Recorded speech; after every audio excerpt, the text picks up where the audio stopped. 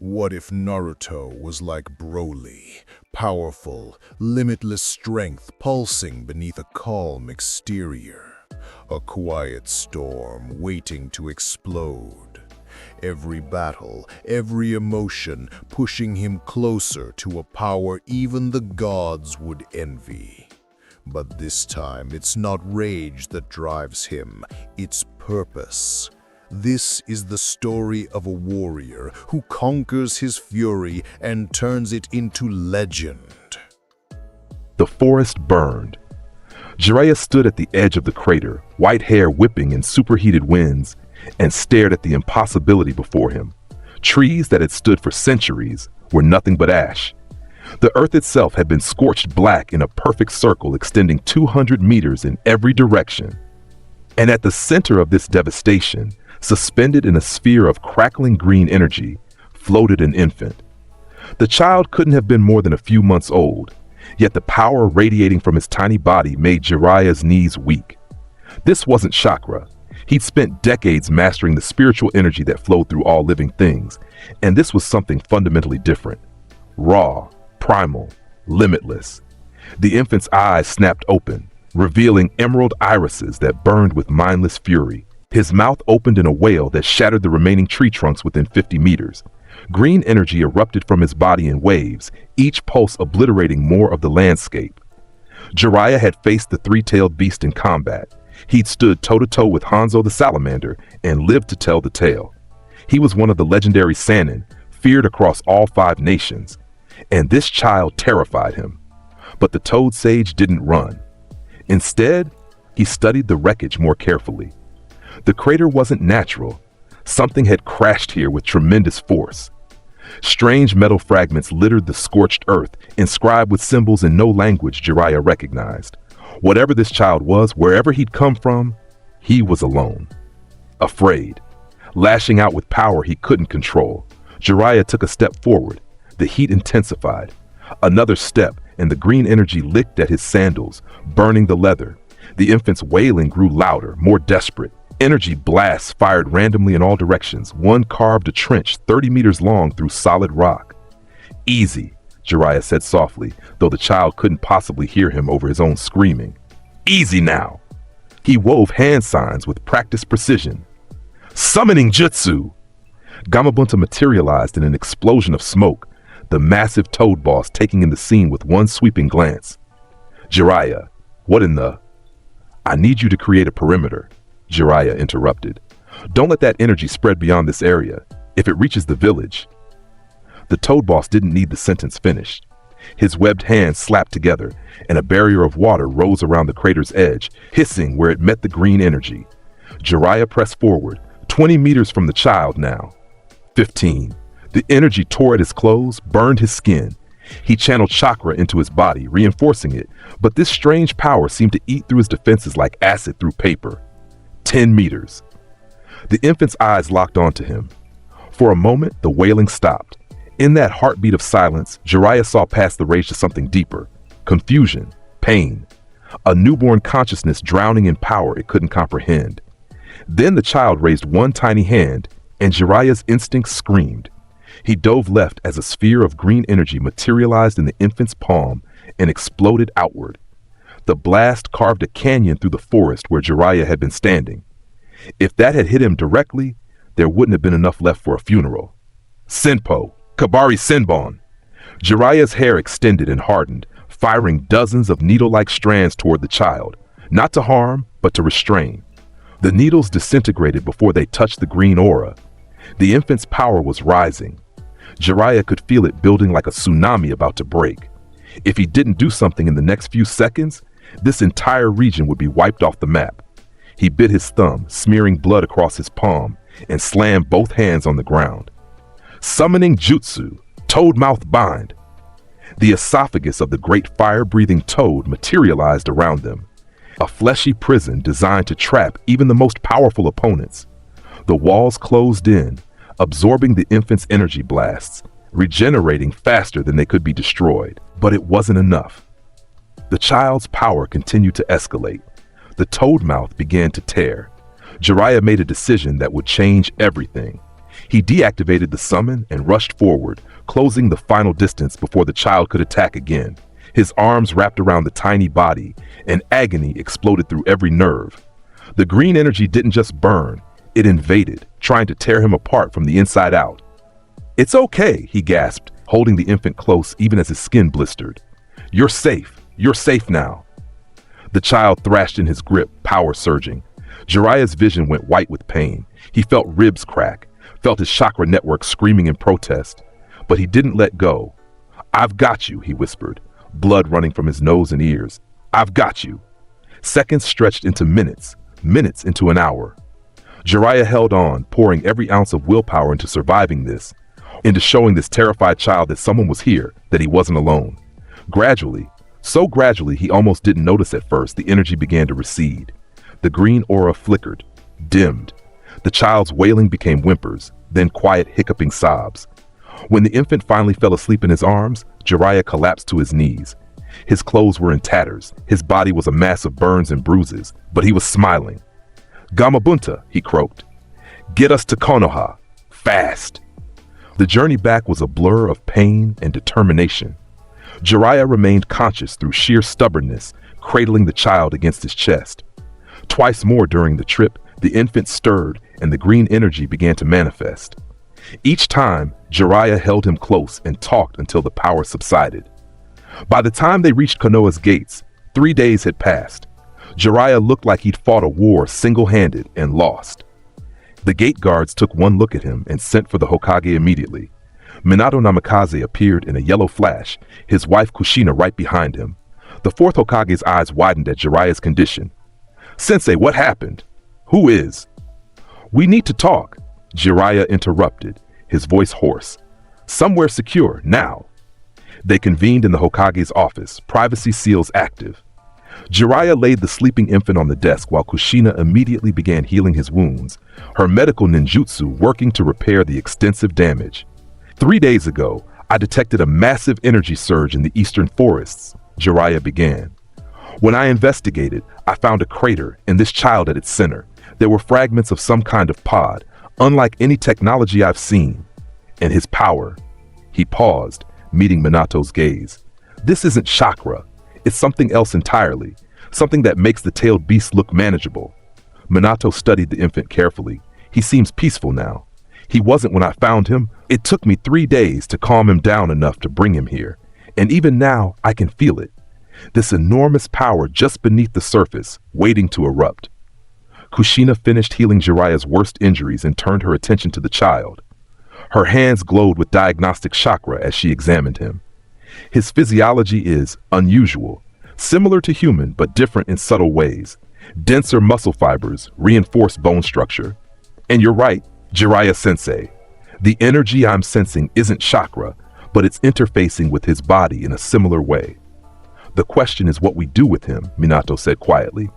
A child with this much power, with origins we don't understand. We raise him, Jiraiya stated firmly. The Hokage and his wife both stared at him. Sensei, do you understand what you're suggesting? If his power is as dangerous as you say? I held him for 3 days while he tried to tear me apart, and I never once considered abandoning him. Jiraiya's voice was steel.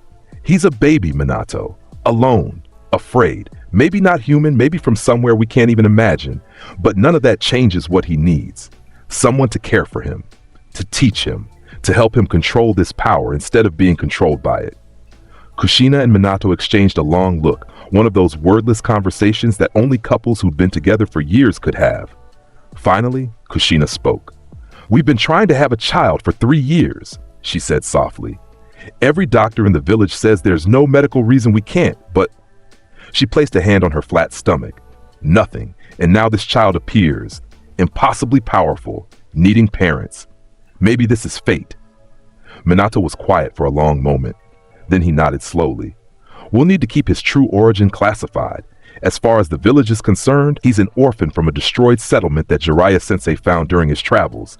But sensei, if you're serious about raising him, you need to understand, this won't be like teaching your other students.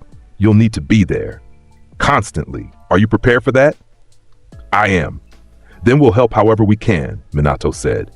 But the primary responsibility will be yours. Jiraiya looked down at the sleeping infant.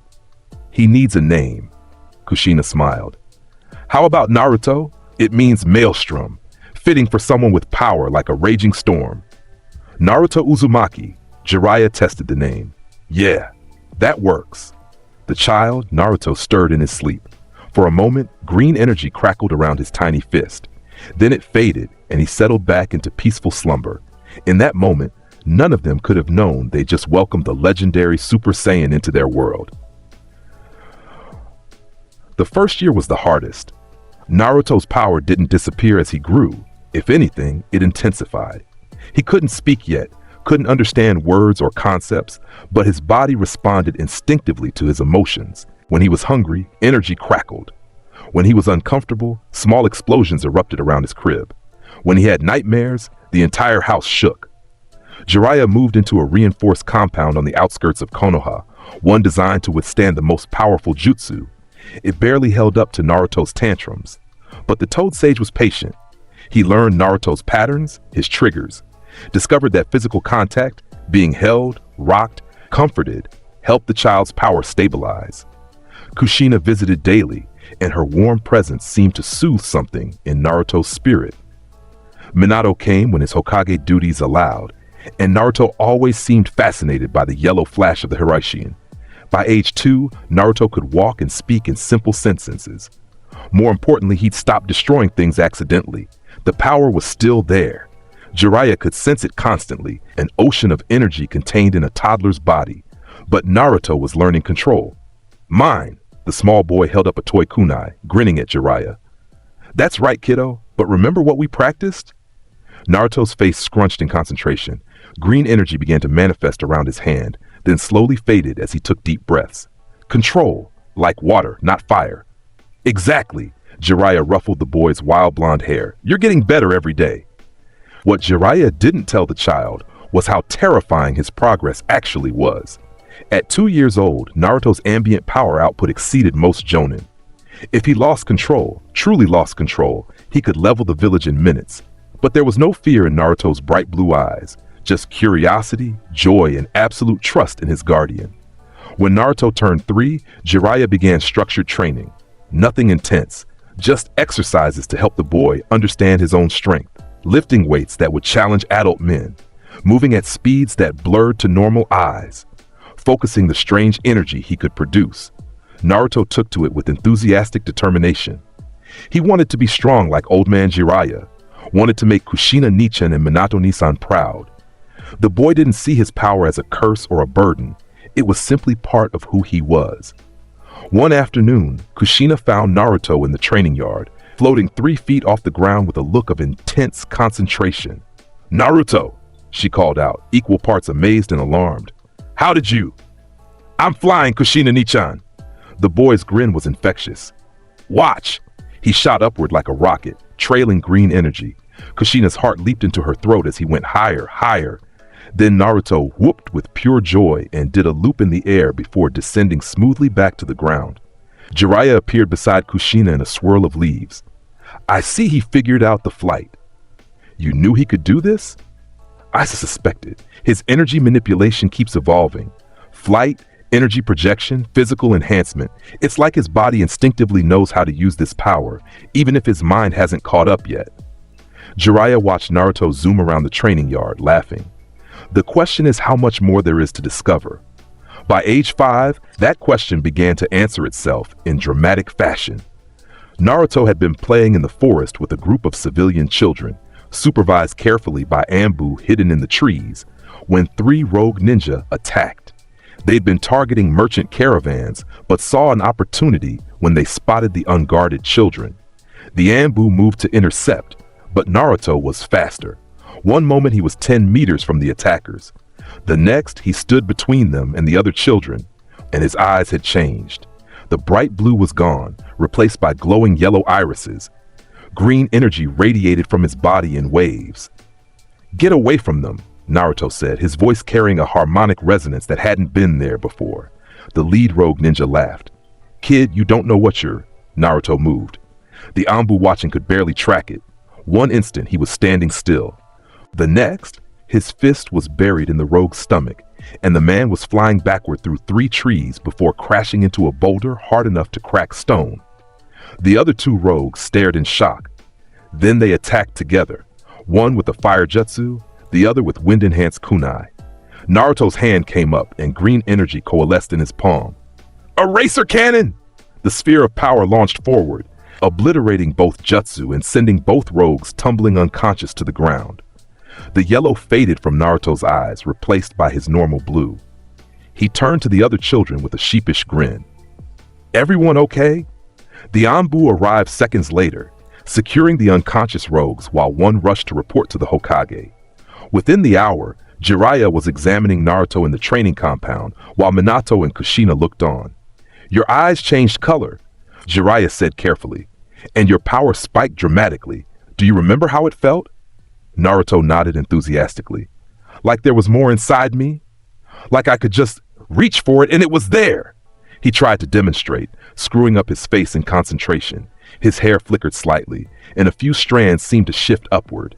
The green aura manifested briefly before fading. Incredible, Minato breathed. It's like he has multiple levels of power he can access. We need to understand this, Kushina added. What triggers the transformation? Can he control it? What are its limits? Jiraiya spent the next 2 years finding answers. Naruto's base form, his normal state, already made him physically superior to any academy student in most genin. But when his emotions intensified, when he felt the need to protect or the thrill of combat, something awakened. His eyes shifted to yellow. His power multiplied several times over. Jiraiya began calling it the wrathful state. But there was more. Deeper wells of power that Naruto couldn't quite reach yet. Jiraiya felt them, sensed them lurking beneath the surface like sleeping giants. Training intensified. Jiraiya designed scenarios that pushed Naruto without putting him in real danger. Sparring sessions where the boy had to control his strength to avoid hurting his teacher. Meditation exercises to help him reach his power consciously rather than emotionally. Combat drills that taught technique to complement raw strength. Naruto absorbed it all like a sponge. At 7 years old, he could defeat most chunin in straight combat. His energy attacks were precise enough to split individual leaves from 30 meters away. He could fly at speeds that made him a blur to normal eyes, and he'd become a genuinely good kid. Protective of the weak, respectful to his elders, loyal to his friends. The power hadn't corrupted him. If anything, it had given him confidence without arrogance, strength without cruelty. Kushina and Minato visited whenever they could, and Naruto had taken to calling them mom and dad, despite knowing Jiraiya was his primary guardian. The arrangement was unconventional, but it worked. 3 people who cared deeply for this strange, powerful child, each providing what he needed. When Naruto turned 8, Jiraiya decided it was time to introduce him to the wider ninja world. The academy? Naruto's eyes lit up. Really? You think I'm ready?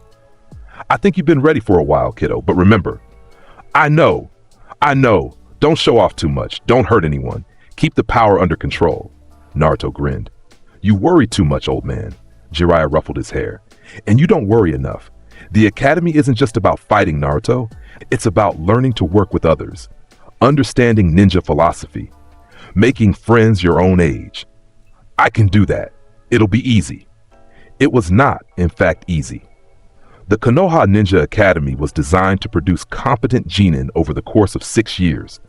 Most students entered at age 6 and graduated at 12, having learned basic jutsu, weapons handling, tactics, and the history of the ninja world.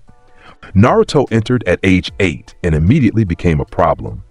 Not because he was disruptive or disrespectful. On the contrary, he was attentive and polite. The problem was that he was so far beyond his classmates that normal lessons were pointless. Weapons training? Naruto could throw kunai with enough force to embed them 3 inches into reinforced training posts from 50 meters away. The instructors had to establish special rules limiting how hard he was allowed to throw. Taijutsu sparring? After Naruto accidentally sent 3 different classmates to the hospital in the first week, using what he considered gentle taps, he was forbidden from sparring with other students and instead paired with chunin instructors. He beat them consistently. Chakra control exercises? Naruto didn't use chakra the way other students did. He had it. Everyone did. But his primary energy source was this other power, this key that no one else could sense or utilize. The tree walking and water walking exercises were trivial for someone who could fly. Ninjutsu lessons were the worst. While other students struggled to produce small fireballs or water clones, Naruto could create energy spheres that would vaporize the entire training ground if he wasn't careful. After 2 months, the academy instructors held an emergency meeting with the Hokage. Lord Fourth, Iruka Umino, one of the younger teachers, began carefully.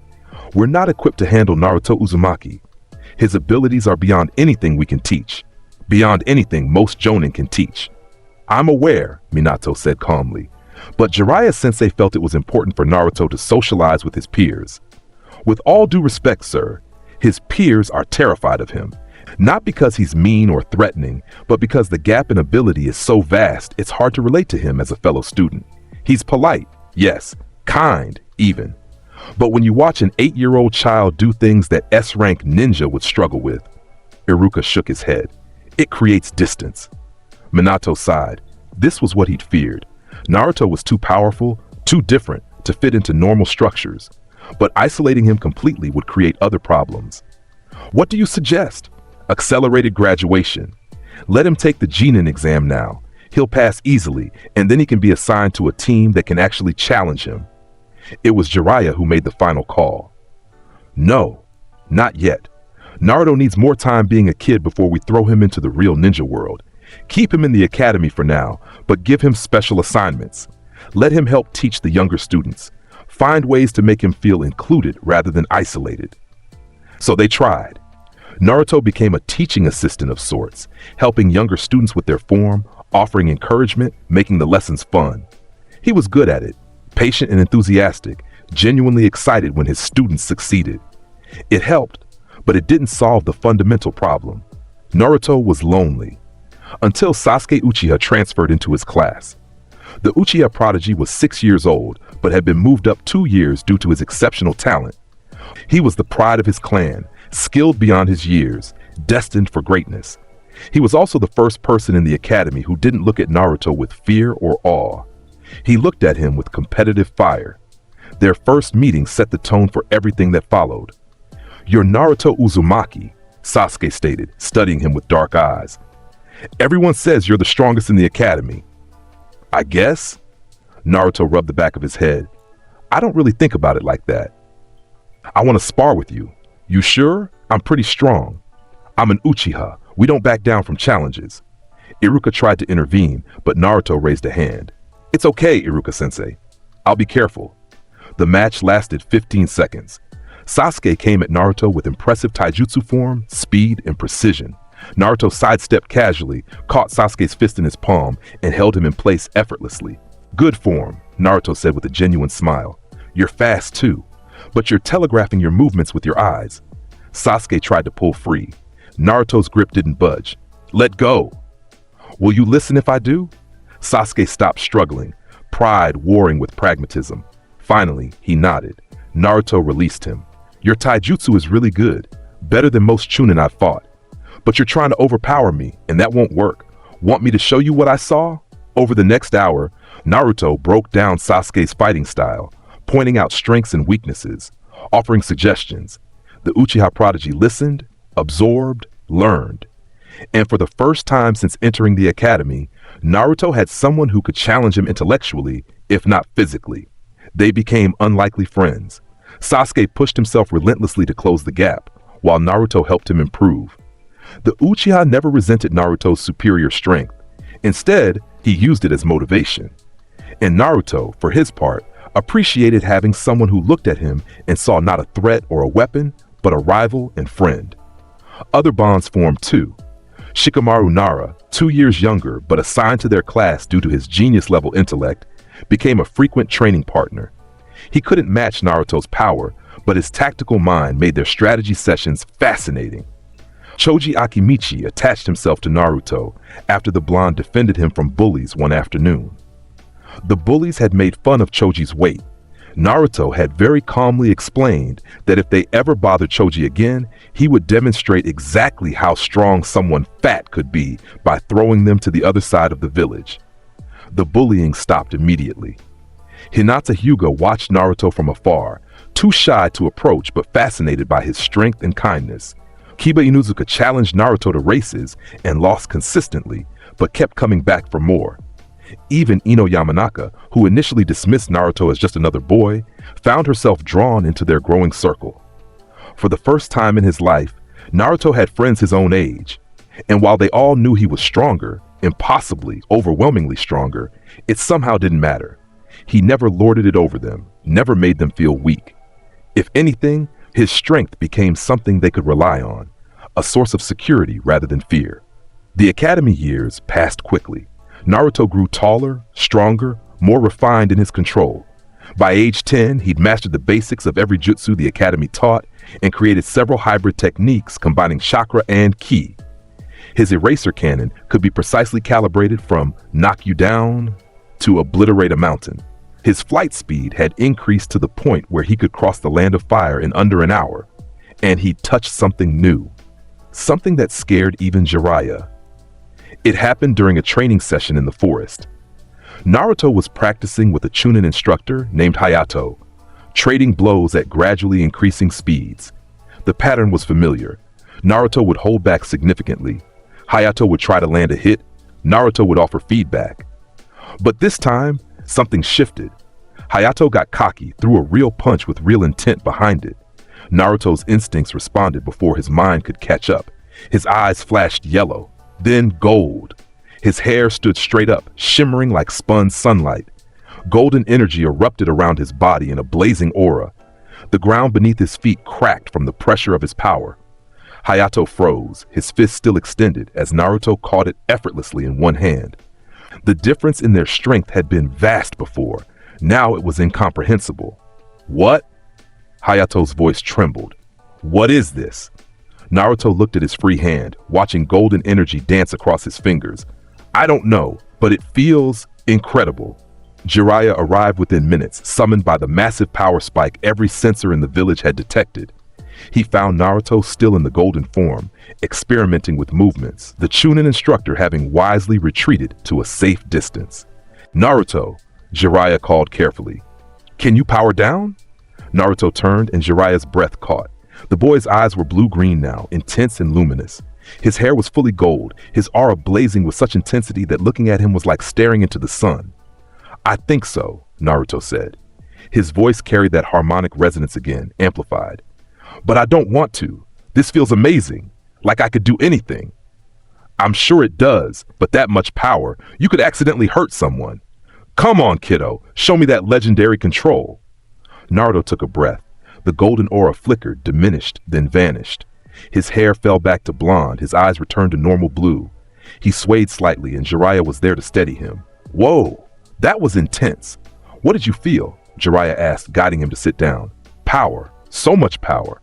But also, calm, like I wasn't fighting it anymore. Like I'd finally found what I was looking for. Naruto looked up at his guardian. Is this what you meant when you said I had more inside me? Maybe, but this is new territory, Naruto. That transformation, whatever it was, it multiplied your power by at least 50 times. We need to understand it before you use it again. They spent months researching, testing, trying to trigger the transformation under controlled conditions. It didn't respond to emotion like the wrathful state. It wasn't something Naruto could simply will into existence. Instead, it seemed to require a specific state of mind, complete focus combined with absolute need. Jiraiya consulted his contacts across the ninja world, but none had heard of anything like this. Power that changed someone's physical appearance, multiplied their strength exponentially, radiated visible energy. It was unprecedented. Minato theorized it might be connected to whatever alien heritage Naruto possessed. Kushina wondered if it was a stress response, a survival mechanism activated when Naruto truly believed he needed more power. Naruto himself just called it going gold and practiced accessing it whenever Jiraiya deemed it safe. By age 11, he could transform at will, though maintaining it for extended periods left him exhausted. When Naruto finally graduated from the academy at age 12, having stayed the full 6 years despite being capable of graduating after one, Jiraiya sat him down for a serious conversation. You're about to enter the real ninja world, kiddo. Not training exercises or supervised missions. Actual combat against people who want to kill you. I need to know you're ready for that. Naruto met his eyes steadily. I am. It's not just about power. You've got more than enough of that. It's about judgment. Knowing when to hold back and when to unleash everything you've got. Understanding that every action has consequences. Old man, I've been training with you for 12 years. You think I don't get it? Jiraiya smiled. I think you get it better than most jonin, but I needed to hear you say it. He pulled out a scroll. This is your team assignment. Minato and I put a lot of thought into who you'd be paired with. Naruto unrolled the scroll and read. His eyes widened. Team 7, Naruto Uzumaki, Sasuke Uchiha, Sakura Haruno. Jonin instructor, Kakashi Harake. Kakashi? Naruto looked up. The copy ninja? Minato Nisan's student? The same. He's one of the few jonin who might be able to keep up with you, and he's experienced enough to handle a team with your unique dynamics. What about Sasuke and Sakura? Sasuke, you know, brilliant, driven, powerful for his age. Sakura is a recent addition. She nearly didn't graduate last, but she has excellent chakra control and a mind for analysis. She'll balance out the team's raw power with strategic thinking. Naruto grinned. When do we start? Tomorrow morning. 9 o'clock at the academy. Don't be late. Of course, Naruto was early. He arrived at 8:30 to find Sasuke already there, arms crossed, looking as coolly composed as ever. Naruto. Sasuke. They nodded at each other, an understanding passing between them. They'd competed throughout the academy years, pushed each other to improve, formed a bond based on mutual respect and rivalry. Sakura arrived at 8:45, looking nervous. She was pretty, with pink hair and green eyes, and Naruto remembered her as one of the top academic students. She'd struggled with the physical aspects of training, but her written tests were always perfect. Hello, she said, bowing slightly. I'm Sakura Haruno. I look forward to working with you both. Hey, Sakura. Naruto's smile was genuine and warm. I remember you from class. You're crazy smart. This is gonna be fun. Sasuke just nodded in acknowledgement, which made Sakura's cheeks flush slightly. They waited. 9 o'clock came and went. 9:30, 10, 10:30. Our jonin instructor is late, Sasuke observed dryly. Maybe something came up? Sakura suggested. Naruto closed his eyes, extending his ki sense. He could feel energy signatures throughout the village. Thousands of them, most small and indistinct, but one stood out, hiding just outside the building. Strong, refined, deliberately suppressing itself. He's been watching us the whole time, Naruto announced. Right outside, some kind of test probably. A chuckle, and a figure appeared in a swirl of leaves. Kakashi Hatake looked exactly as his reputation suggested. Silver hair defying gravity, one eye covered by a hatayate, the rest of his face hidden behind a mask. His visible eye crinkled in what might have been a smile. Ma, you found me. That's interesting. His gaze fixed on Naruto. Energy sensing, not chakra-based. You must be Jiraiya-sama's student. And you must be the guy who's 2 hours late, Naruto replied cheerfully. Kakashi's eye crinkled further. I like you already. Now then, why don't we move somewhere more appropriate? We have a lot to discuss. He led them to Training Ground 3, a large open area with 3 wooden posts in the center. Once they arrived, Kakashi pulled out 2 bells attached to strings. All right, here's how this works. You 3 need to take these bells from me before noon. Anyone who doesn't get a bell goes back to the academy. But there are only 2 bells, Sakura observed. Exactly, which means at least one of you will fail, possibly all 3 of you. Kakashi pocketed the bells. You can use any technique you want. Come at me with the intent to kill, or you'll never get these bells. Sasuke's hand went to his kunai pouch. Sakura tensed, looking between her teammates uncertainly. Naruto just smiled. What's funny? Kakashi asked. You're testing teamwork, not combat ability. The whole thing is designed to make us fight each other instead of working together. But we need all 3 bells if we're actually going to function as a team, right? Kakashi was silent for a long moment. Then he started laughing. Okay, you definitely are Jiraiya's student, but knowing the trick doesn't mean you can execute it. Those bells are still mine until you take them. Sasuke, Sakura, you in? Sasuke smirked. Obviously. Sakura nodded, confidence growing. Yes. Then let's do this. Naruto's voice carried excitement rather than aggression. But fair warning, Kakashi-sensei, I'm not holding back much. The Jonin's visible eye widened slightly as Naruto's power flared. Not the golden transformation, not yet, but enough that Kakashi immediately understood why Jiraiya had been so adamant about who led this team. By all means, Kakashi said, his tone more serious now. Show me what you've got. Naruto vanished. Kakashi barely got his arm up in time to block the kick that would have taken his head off. The impact sent him skidding backward, boots digging furrows in the ground. Before he could recover, Sasuke was there, kunai flashing toward the bells. Kakashi deflected, but the distraction let Sakura move in from the blind side, except Kakashi substituted with a log, reappearing 20 meters away. Good coordination, he acknowledged, but you'll need to be faster. Naruto grinned. His eyes shifted to yellow. Green energy crackled around his body. Oh, I can be faster. The next exchange was a blur. Naruto moved at speeds that made him almost invisible, attacks coming from multiple angles simultaneously. Kakashi was forced to reveal the Sharingan under his headband, the three Tomo pattern spinning as he predicted Naruto's movements. But prediction and reaction were two different things. Naruto was simply too fast, too strong. A punch cracked the ground where Kakashi had been standing a microsecond before. An energy blast carved a trench through the training field. Sasuke and Sakura watched in awe and frustration. They couldn't even track the movements anymore. Then Kakashi made a tactical decision. His hands blurred through seals. Raikiri! Lightning chakra coalesced in his palm, screaming with deadly power. He shot forward. The killing technique aimed not at Naruto, but near him, forcing the boy to dodge or be hit. Naruto didn't dodge. His hand came up and he caught the Raikiri. Lightning chakra sparked and dissipated against his palm, absorbed harmlessly by his ki. Kakashi stared. That's impossible. The Raikiri is impressive, Naruto finished, still holding Kakashi's wrist. With his free hand, he plucked one bell from Kakashi's belt. But not enough. The Jonin tried to retreat, but Naruto's grip was iron. Sasuke moved in, Sharingan spinning, when had he activated that, and grabbed the second bell. Sakura, showing surprising speed, snatched the third bell that none of them had noticed Kakashi had added. Naruto released Kakashi's wrist, and they all stepped back. 3 bells, Sakura announced, slightly breathless. Working together, Sasuke added, and we didn't even have to hurt each other. Naruto's grin was infectious. Kakashi rubbed his wrist. The Raikiri dissipated.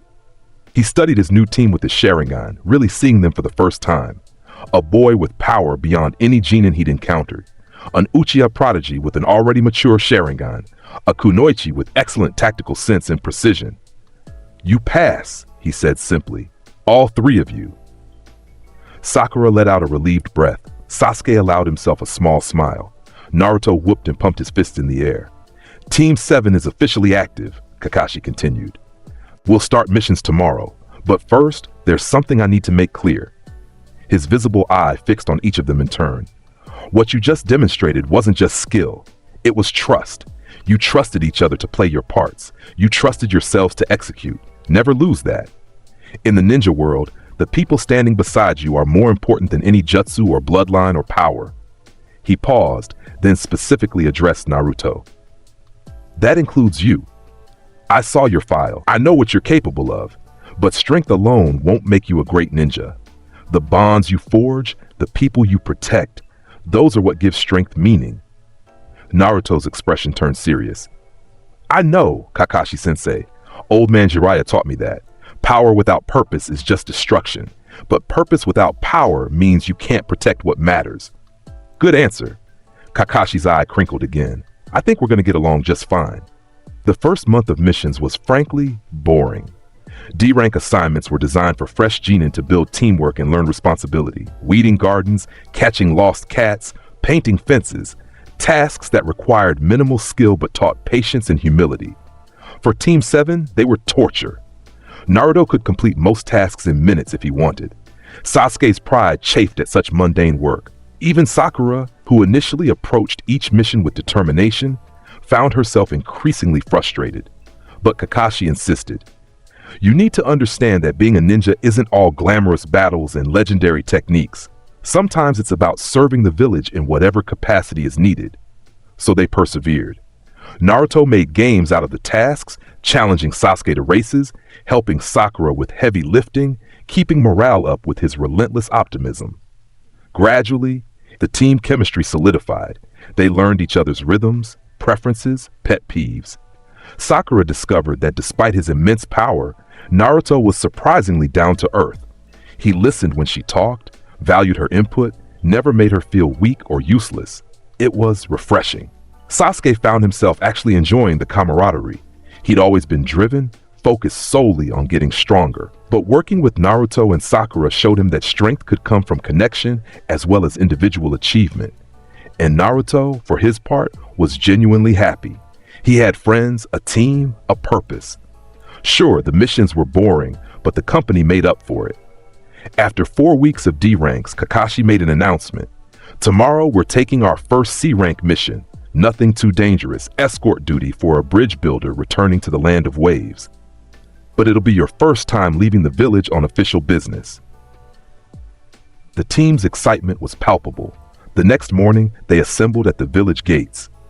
Their client was an elderly man named Tazuna, a bridge builder who smelled like cheap alcohol and regarded them with obvious skepticism. "This is what the Hokage sends? A bunch of kids and a lazy jonin?"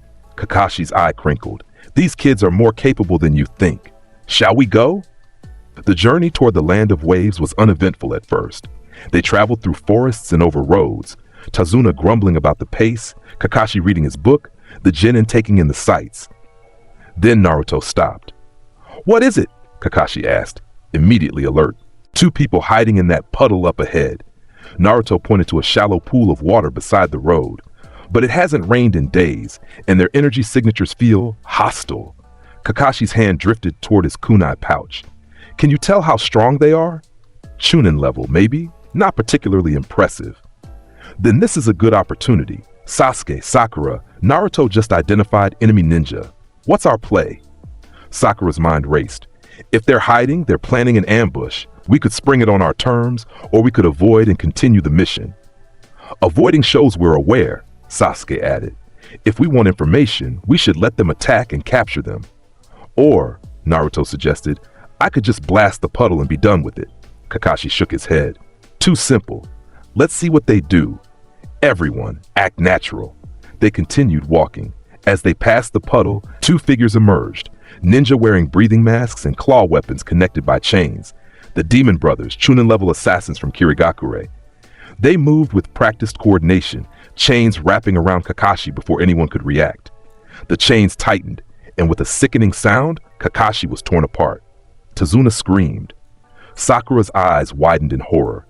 Naruto and Sasuke didn't even flinch. The Demon Brothers targeted Naruto next, chains shooting toward him. He stood completely still as the chains wrapped around his body, the assassins pulling tight to tear him apart like they had Kakashi. The chains snapped. Naruto hadn't moved, hadn't activated any transformation.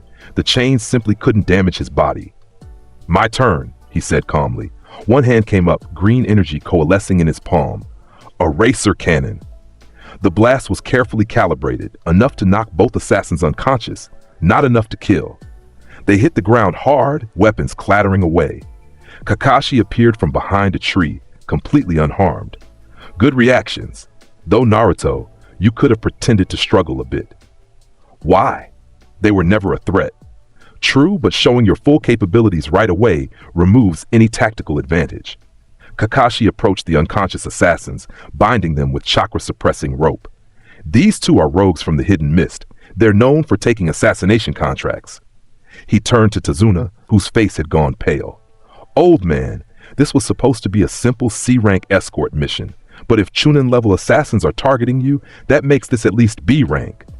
Which means you lied about the mission parameters." Tazuna swallowed hard. I'm sorry, but my country is poor. We couldn't afford a higher-ranked mission, and I need this bridge built. It's the only way to free the land of waves from Gado's control." "Gado?" Sakura asked. "A crime lord who controls all shipping to and from our country. He's starving us, taking everything. My bridge will break his monopoly, so he wants me dead." Tazuna bowed deeply. "Please, I know I deceived you, but my people are counting on me." Kakashi looked at his team. "This is above your current level. Technically, we should abort and return to the village, but it's your first real mission, so I'll let you decide. Do we continue, knowing it's more dangerous than expected, or do we turn back?" Naruto didn't hesitate. We continue. Someone's oppressing innocent people. How is that even a question? Sasuke nodded. Agreed. Sakura took a breath, then nodded as well. If my team is going, I'm going. Kakashi's eye crinkled. Then we continue. But everyone stay alert. If Chunin were just the opening move, there's likely worse ahead. They resumed their journey, Tazuna noticeably more respectful, the atmosphere more tense. Naruto kept his energy senses extended, monitoring for threats. Sasuke's Sharingan flickered on and off as he scanned their surroundings. Sakura mentally reviewed every trap and ambush technique she'd studied. When they reached the dock to cross to the land of waves, Kakashi insisted on a small boat hidden by mist rather than the main ferry. As they glided through the dense fog, even Tazuna seemed nervous. "This mist is too thick," he whispered, "even for this area." Naruto felt it at the same time as Kakashi, a massive energy signature ahead, far larger than the Demon Brothers. This was Jonin level at minimum. A huge sword emerged from the mist, spinning like a circular saw toward the boat. Kakashi pushed Tazuna down as the blade passed overhead, embedding itself in a nearby tree. A figure appeared standing on the sword's handle, tall, muscular, wearing bandages across his face and carrying the massive blade like it weighed nothing. "Zabuza Momochi," Kakashi said quietly, "Demon of the Hidden Mist, an A-rank missing nin." Zabuza's cold eyes swept over Team 7, the copy ninja Kakashi. This might actually be entertaining, and look, he brought children to die. These children are more dangerous than you think. We'll see. Zabuza made a hand sign, and the mist grew impossibly thick. Silent killing technique. You won't even see death coming. Kakashi activated his Sharingan fully. Naruto, Sasuke, Sakura form a protective circle around Tazuna. This opponent is beyond you. But Naruto was already moving. He didn't need to see through the mist. He could feel Zabuza's energy signature perfectly. As the missing nin appeared behind Tazuna, sword raised for a killing blow, Naruto was there first. He caught the massive blade one-handed. Zabuza's eyes widened behind his bandages. What? Naruto's other hand shot forward, palm strike to the chest, and Zabuza flew backward through the mist, crashing through a tree. "Kakashi-sensei," Naruto called back. "Permission to handle this?"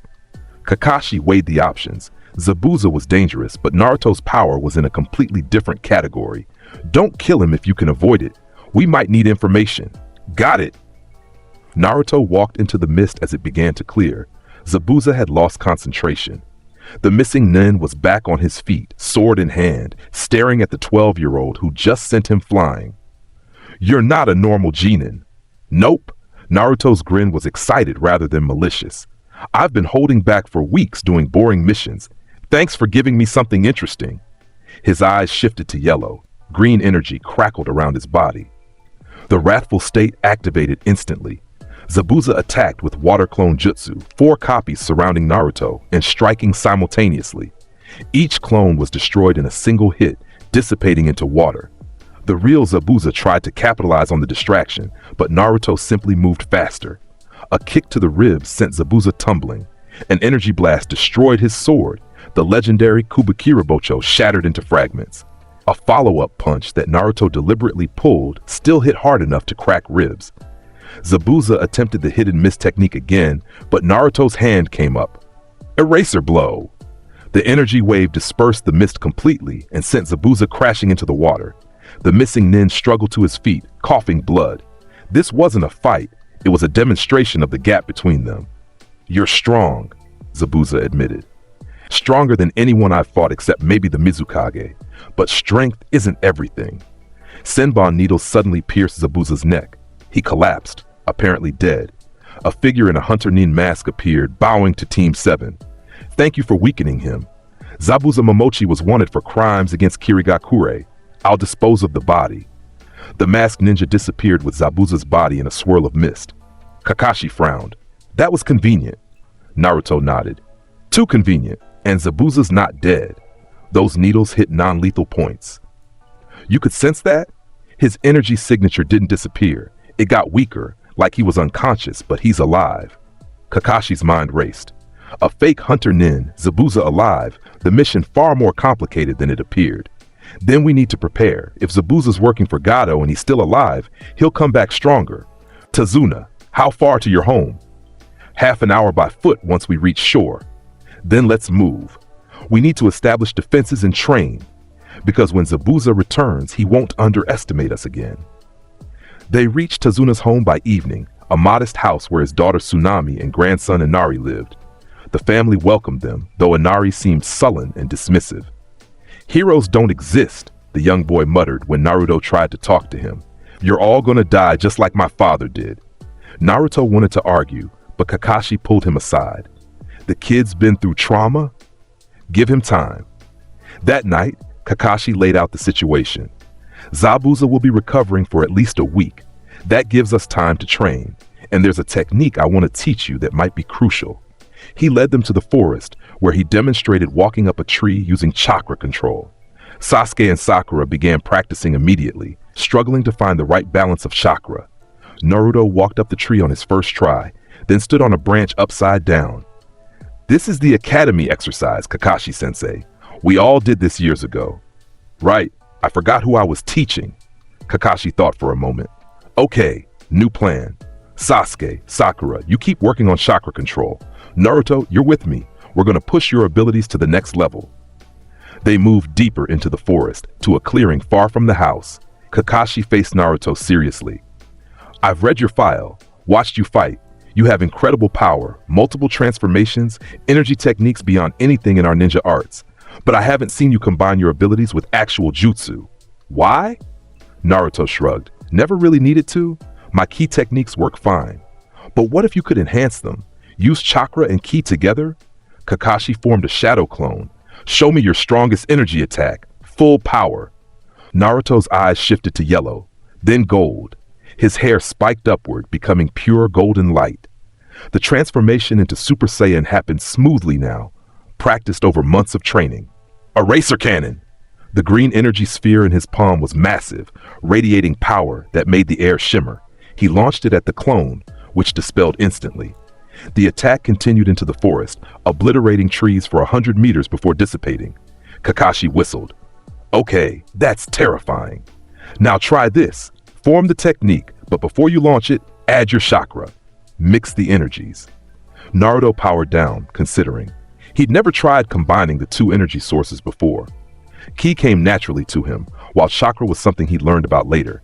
He formed another eraser cannon, feeling the familiar green energy coalesce. Then carefully, he channeled chakra into his palm as well. The two energies didn't want to mix. They were fundamentally different. Ki from his alien physiology, chakra from the ninja world. But Naruto forced them together, willing them to merge. The sphere in his palm flickered, unstable. Then it stabilized, but the color had changed. Instead of pure green, it was now green shot through with blue lightning. "Interesting," Kakashi murmured. Naruto launched the hybrid attack. It moved faster than the pure ki version, hit harder, and the explosion had an electric quality that left the ground fused into glass. "That was insane!" Naruto stared at his hand. It was like the energies amplified each other. Because they did. You found a way to make two different power sources work together. Kakashi's eye crinkled. Now imagine applying that principle to all your techniques.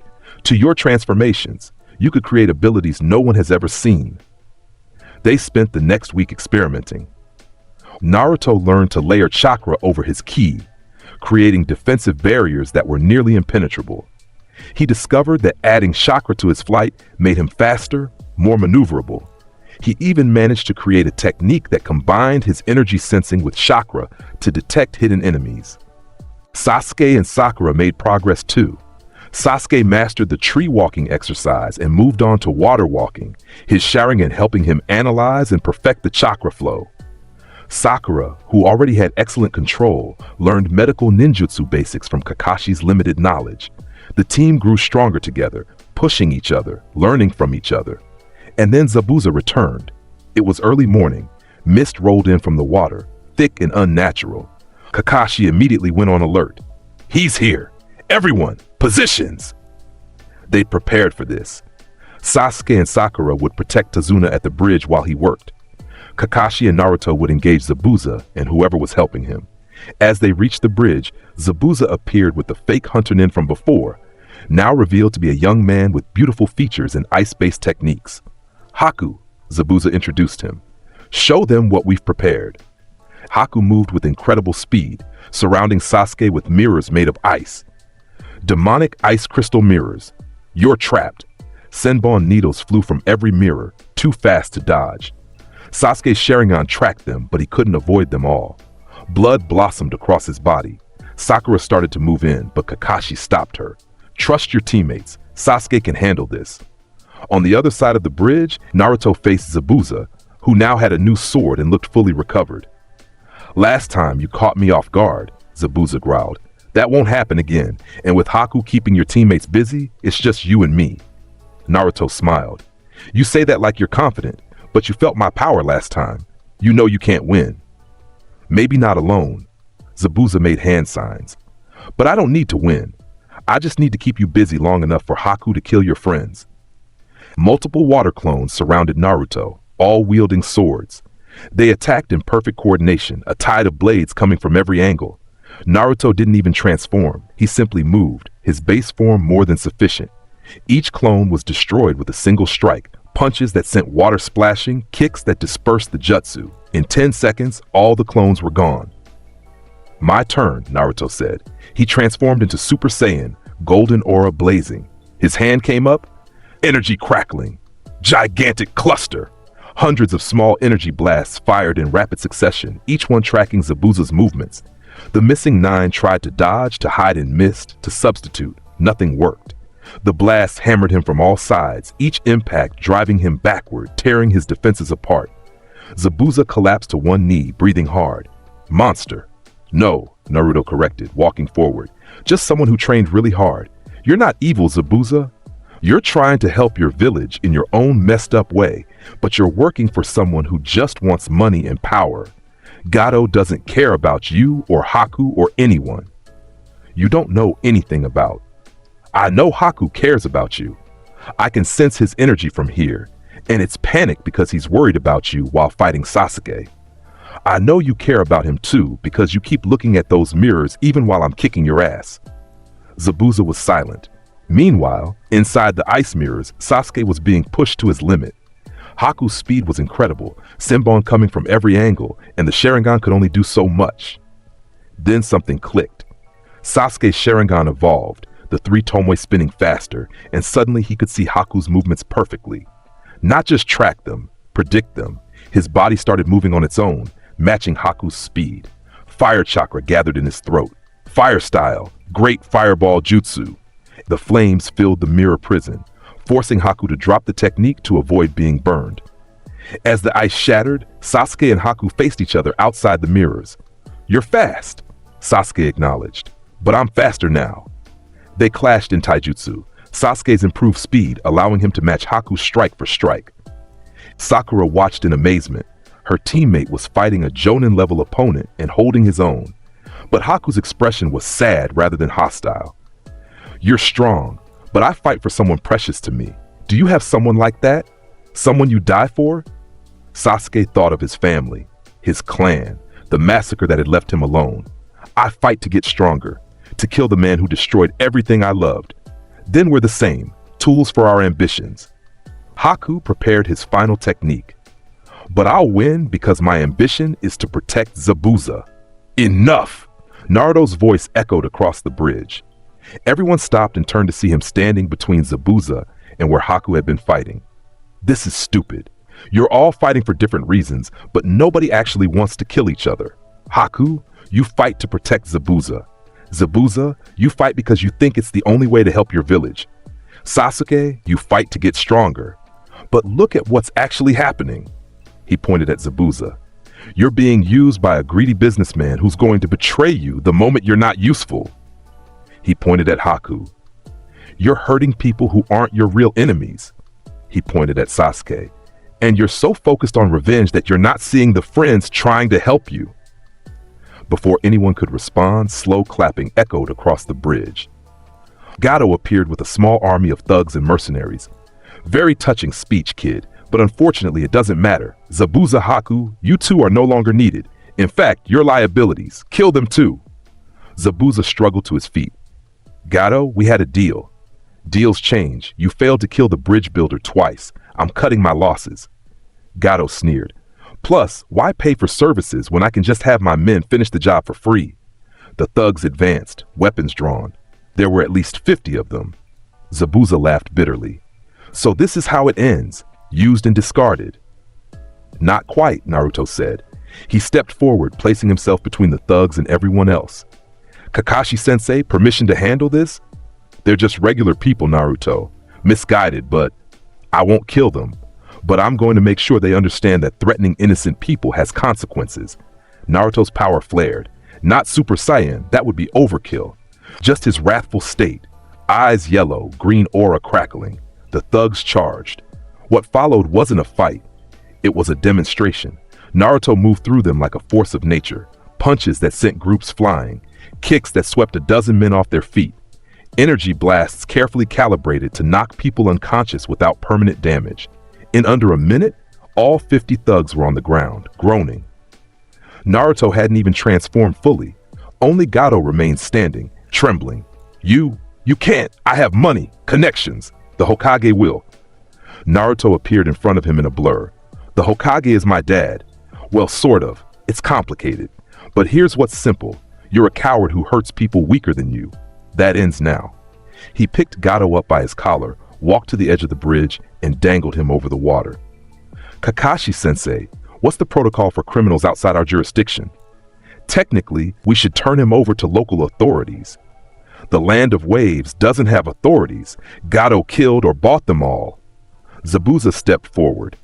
Let me. He deserves death for what he's done to this country. Naruto looked at the missing nin, seeing the anger and pain in his eyes. Then he looked at Inari and Tsunami, watching from the side of the bridge. At Tazuna, tears streaming down his face as he realized his dream of the bridge would be reality. At his team, who'd fought so hard to protect this mission. No, Naruto said finally. No more killing. Gato, you're going to use all that money and those connections to help rebuild this country. You're going to pay reparations to every family you've hurt, and you're going to do it under the supervision of... He looked at Zabuza and Haku. These two. They know what you did. They'll make sure you follow through. And if you try to run or cheat anyone... His eyes flashed gold for just a moment. I'll find you. Understand? Gato nodded frantically. Naruto set him down, and the man immediately started babbling promises. Zabuza and Haku looked uncertain. You're trusting us? Haku asked quietly. After we tried to kill you? You were doing what you thought you had to do.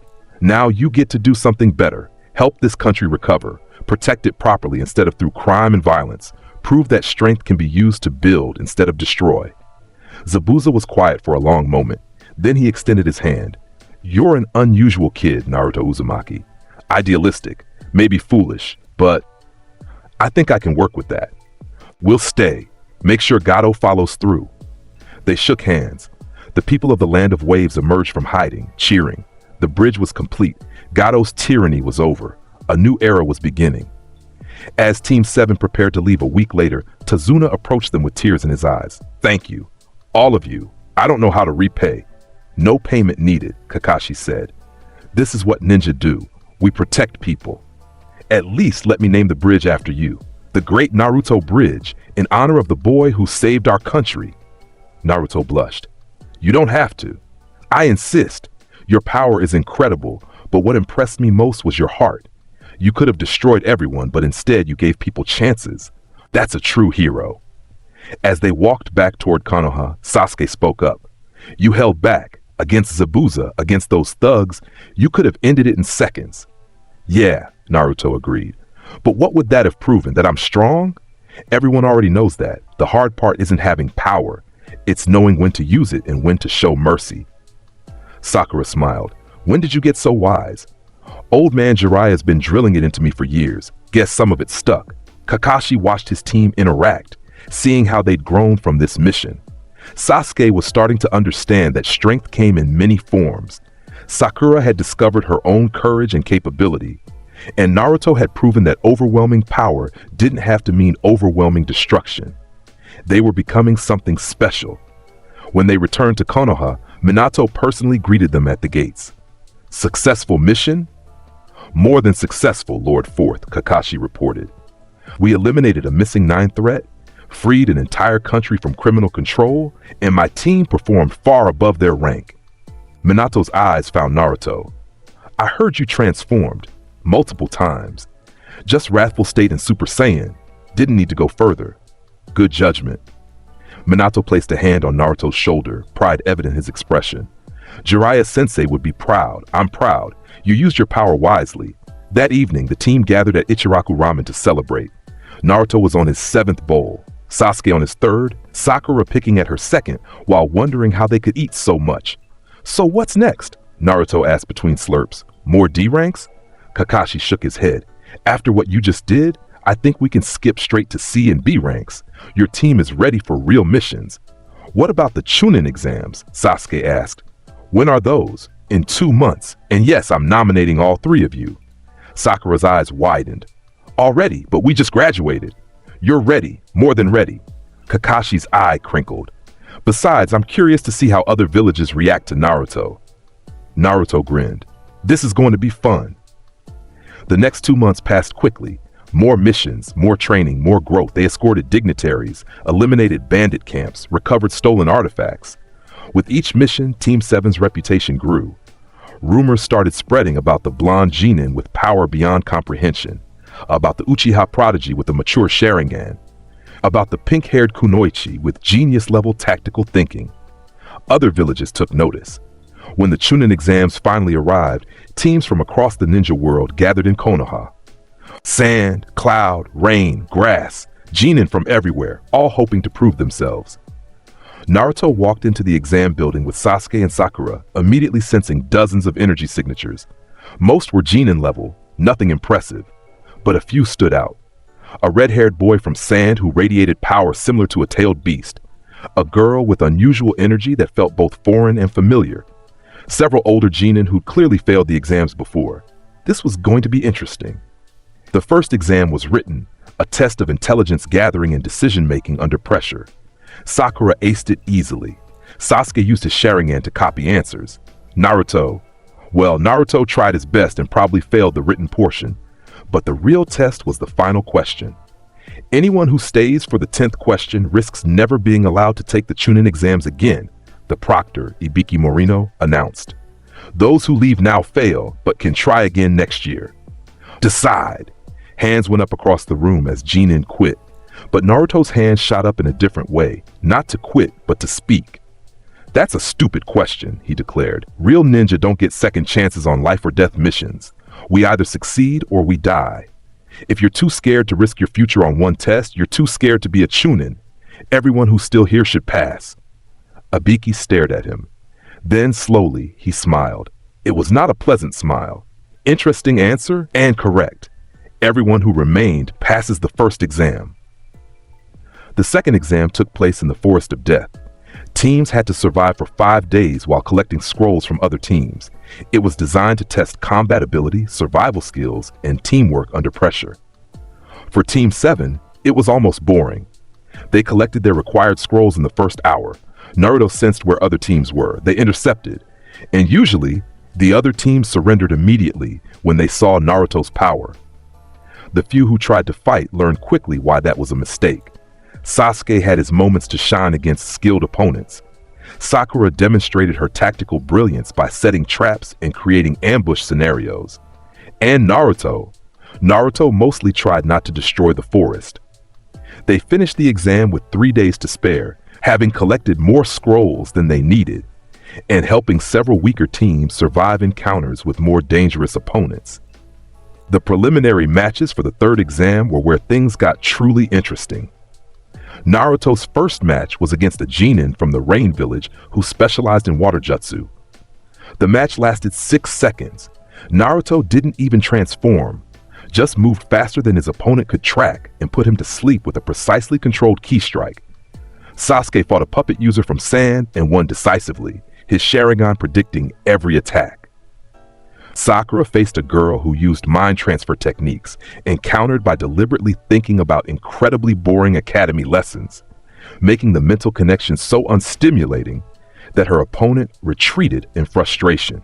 But the match that got everyone's attention was a preliminary between the red-haired boy from Sand, Gaara, and a Genin from the Leaf named Rock Lee. Lee was pure taijutsu, no ninjutsu or genjutsu ability, but his speed and skill were incredible. He pushed Gaara harder than anyone expected, landing hits that should have been impossible. But Gaara's sand defense was automatic, and his power was clearly from a tailed beast. The match escalated until Lee opened the inner gates, multiplying his speed and strength dramatically. Naruto watched with interest. This was the first opponent he'd seen who might actually make him try. Lee's final attack shattered Gaara's defenses, but the sand caught him at the last moment. Gaara tried to crush Lee's limbs, but the referees intervened. The match was called a draw, though Lee had to be carried out on a stretcher. "That Gaara kid," Naruto said to Kakashi afterward, "he's got a tailed beast inside him. One tail, I think. And he's not in control of it. You can sense that? Yeah, it feels angry, trapped, like how I used to feel before you taught me control." Naruto frowned. "I want to fight him, not to hurt him, but to show him that power doesn't have to mean being a monster." The month of preparation before the final exams gave everyone time to train and improve. Naruto spent it experimenting further with combining ki and chakra, creating new techniques, pushing his transformations to new levels. He also spent time with Gaara, much to everyone's surprise. The Sand Ninja was dangerous, unstable, used by his village as a weapon. But Naruto saw past that to the scared kid underneath. "They fear you because you're strong," Naruto told him one day. "But fear doesn't have to be all you inspire. You can be strong and kind, powerful and protective." Gaara stared at him. "You don't fear me." "No. I've got power too, and I know what it's like to worry about control. But I also know you're more than your power. You're a person, Gaara. Don't let them make you forget that." It wasn't an instant transformation. Gaara was too damaged, too isolated for one conversation to fix everything, but it planted a seed.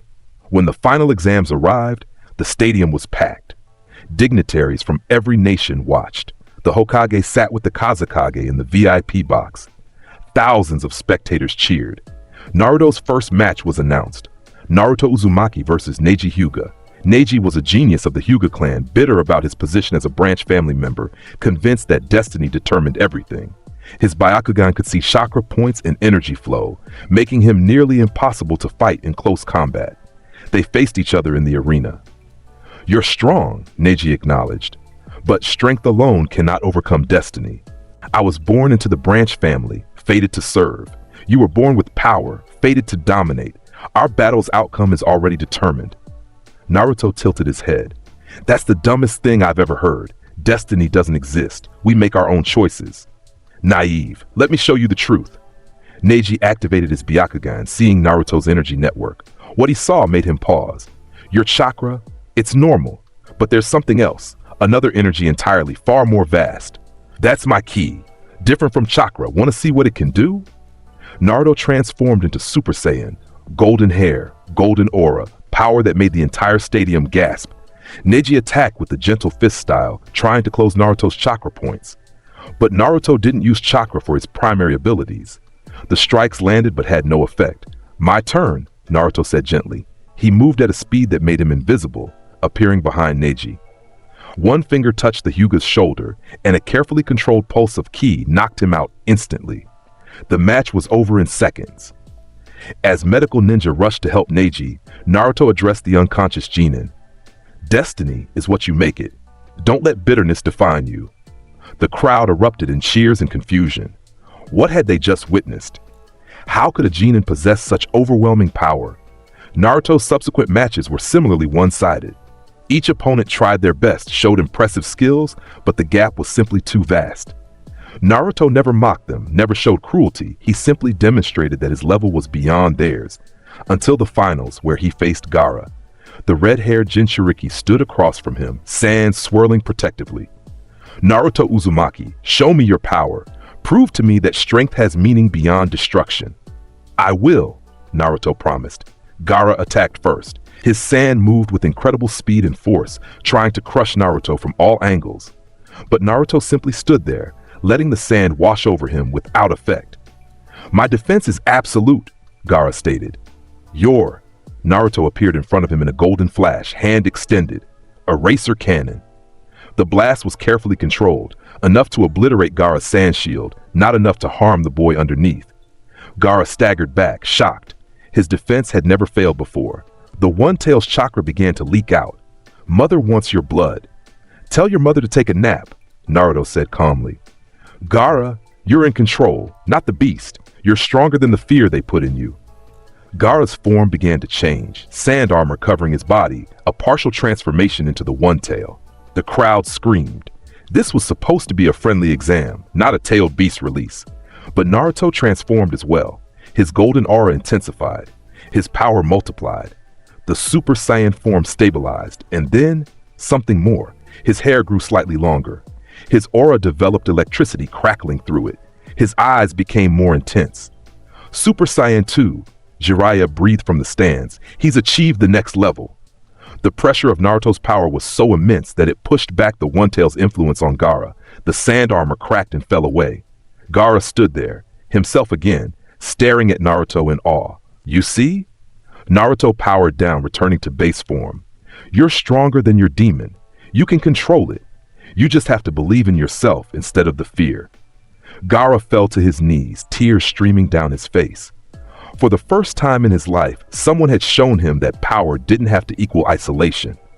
That strength could be used to help rather than hurt. The match was called in Naruto's favor, but nobody cared about the result. They just witnessed something unprecedented, a transformation that dwarfed anything in recent ninja history, used not to destroy but to save. In the VIP box, the figure disguised as the Kazekage revealed himself as Orochimaru, the rogue Sannin. Sound and sand forces invaded the stadium. The plan had been to destroy Konoha during the chaos of the exams, but they hadn't counted on Naruto. As enemy ninja poured into the arena, Naruto's eyes shifted to that distinctive blue-green of Super Saiyan. His hands came together. Gigantic destruction! A massive wave of energy exploded outward from his position, carefully controlled to only affect the invading forces. Hundreds of enemy ninja were knocked unconscious in an instant. The invasion that should have been a battle became a cleanup operation. Orochimaru, seeing his forces decimated, attempted to fight Minato directly. The fourth Hokage's Hiraishin versus the Snake Sannin's forbidden jutsu, it would have been legendary. But Naruto arrived first, appearing between them in a blur of gold. "Orochimaru," he said, voice calm but filled with power. "Leave now, or I'll make you leave." The Sannin studied him with serpentine eyes. "Fascinating, such power in one so young. I must have you for my—" "You really don't want to finish that sentence." Orochimaru attacked with Kusanagi's sword, the blade extending toward Naruto's heart. Naruto caught it barehanded, ki protecting his palm from the legendary weapon. Final warning. The Snake Sannin made a tactical retreat, recognizing that this battle was unwinnable. As he fled, his parting words echoed, "This isn't over, Naruto Uzumaki. I will unlock the secrets of your power." The invasion was repelled. Casualties were minimal thanks to Naruto's intervention. The village was safe. In the aftermath, as medical teams treated the wounded and shinobi secured the perimeter, Jiraiya found Naruto sitting on the Hokage monument, looking out over the village. "You okay, kiddo?" "I could have stopped it faster," Naruto said quietly. "If I'd gone full power immediately." "You did perfectly. You protected people without causing collateral damage. You showed restraint and control." Jiraiya sat beside him. "Do you remember when I first found you? You were pure power with no control, destroying everything around you. Look at you now. You're everything I hoped you'd become." But there's always more threats, more enemies. When does it end? It doesn't. That's the hard truth about being strong, Naruto. There will always be people who want to test you, use you, or destroy you. But you also have people who care about you, who fight beside you. That's what makes the struggle worthwhile. Naruto thought about his team, about Minato and Kushina, about the friends he'd made, about Gaara, who he'd helped find a better path. "Yeah," he said finally, "you're right." They sat in comfortable silence as the sun set over Konoha. The weeks following the invasion were busy. Political fallout, treaty renegotiations, analyzing how the enemy had infiltrated so effectively. But life in the village gradually returned to normal. Team 7 continued taking missions, now at A rank consistently. Their reputation had grown exponentially, the team with the legendary Super Saiyan, the Uchiha prodigy, and the genius Kunoichi. Clients specifically requested them. Other villages wanted to observe them in action. Naruto's fame became both an asset and a burden. Everyone knew his name now. Everyone wanted his attention. But he tried to stay grounded, maintaining his bonds with the people who mattered. One evening, Jiraiya approached him with unusual seriousness. "Naruto, I need to tell you something about where you really came from." They went to the training compound, the place where Naruto had grown up, where he'd learned control. Minato and Kushina were already there, waiting. "You're 12 years old now," Jiraiya began, "old enough to understand the truth. You're not from this world, Naruto. You're not human, not entirely." Naruto felt his heart beat faster. He'd always known he was different, but hearing it confirmed.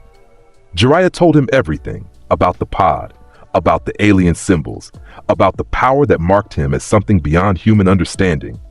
He left out the speculation about Saiyans and planet Vegeta. Without concrete evidence, there was no point in telling Naruto he might have a twin brother somewhere in the universe. "So I'm an alien," Naruto said slowly. "Some kind of, what? Super warrior from another planet?" "We don't know exactly what you are," Minato admitted, "but we know what you've become. A protector, a friend, our son, in all the ways that matter." Kushina stepped forward, taking Naruto's hands. "Your origin doesn't define you. Your choices do, and every choice you've made has been to protect and help people. That's who you are." Naruto processed this, feeling emotions swirl, but underlying everything was relief. "I always felt different, always wondered why I could do things others couldn't. At least now I know why." "Does this change anything?" Jiraiya asked carefully. "No," Naruto smiled. "I'm still me, still your student, still their son, still part of Team 7. Knowing where I came from doesn't change where I'm going." The old man pulled him into a rare hug. "Good answer, kiddo."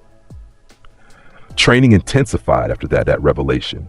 If Naruto truly was from another world, another species, then there might be more to his abilities than they discovered. Jiraiya began researching ancient texts about beings from the stars. Minato consulted with the most brilliant minds in Konoha about alien biology and energy. And Naruto pushed himself harder than ever. He discovered he could combine his Super Saiyan 2 transformation with Sage Mode, something Jiraiya taught him over several grueling months. The result was a golden-haired sage with power that exceeded anything he demonstrated before. He created new techniques by fusing ninja jutsu with ki attacks. A Rasengan enhanced with ki became a planet-crushing technique. Shadow clones infused with ki could fight independently at near full strength. But the most important growth was internal. Naruto began to truly understand what his power meant. He wasn't just strong, he was a deterrent. His very existence made potential enemies think twice about attacking Konoha. Villages sought alliances because they wanted him on their side, not against them. It was a heavy responsibility, but Naruto carried it with growing maturity. 1 year after the Chunin exams, when Naruto was 13, a new threat emerged. Reports came from the borders of multiple nations, a group called Akatsuki, rogue ninja with incredible power, hunting tailed beasts. They'd already captured the two tails and were moving toward the one tail. Gaara, who'd become Kazekage of the Sand Village at a young age, sent an urgent message to Konoha requesting help. Akatsuki was coming for him. Minato immediately dispatched Team 7 along with reinforcements. They had to reach Gaara before the enemy did. The journey to Suna took 2 days at normal speed. Naruto made it in 6 hours. He arrived to find the village under attack. 2 Akatsuki members, a blonde man with explosive clay and a mysterious figure with plant-like features, had Gaara trapped, extracting the One-Tail's chakra. "Stop!"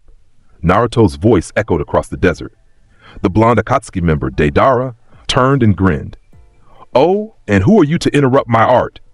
"Someone who's about to ruin your day." Naruto transformed directly to Super Saiyan 2, not bothering with the lower forms. His power signature was so massive that both Akatsuki members immediately understood they'd encountered something beyond their calculations. Deidara threw explosive clay birds. Naruto destroyed them with ki blasts before they detonated. The plant-like Akatsuki member, Zetsu, attempted to capture Naruto with wood-style techniques. The wood disintegrated when it touched Naruto's aura. "Impossible," Zetsu muttered. "What is this power?" "Something you can't handle." Naruto appeared in front of Deidara in a flash, hand extended. Eraser cannon. The blast sent both Akatsuki members flying across the desert. When they recovered, bruised and battered, Naruto stood between them and Gaara's unconscious form. "You can retreat now, or I can demonstrate why that's your only smart option." Deidara, prideful and artistic, prepared his ultimate technique, C4 Karura. But before he could deploy it, Naruto moved. Super Saiyan 2 speed was beyond anything these ninja could track. He appeared behind Deidara, chi blocked his arm so he couldn't mold clay, and knocked him unconscious with a precisely controlled strike.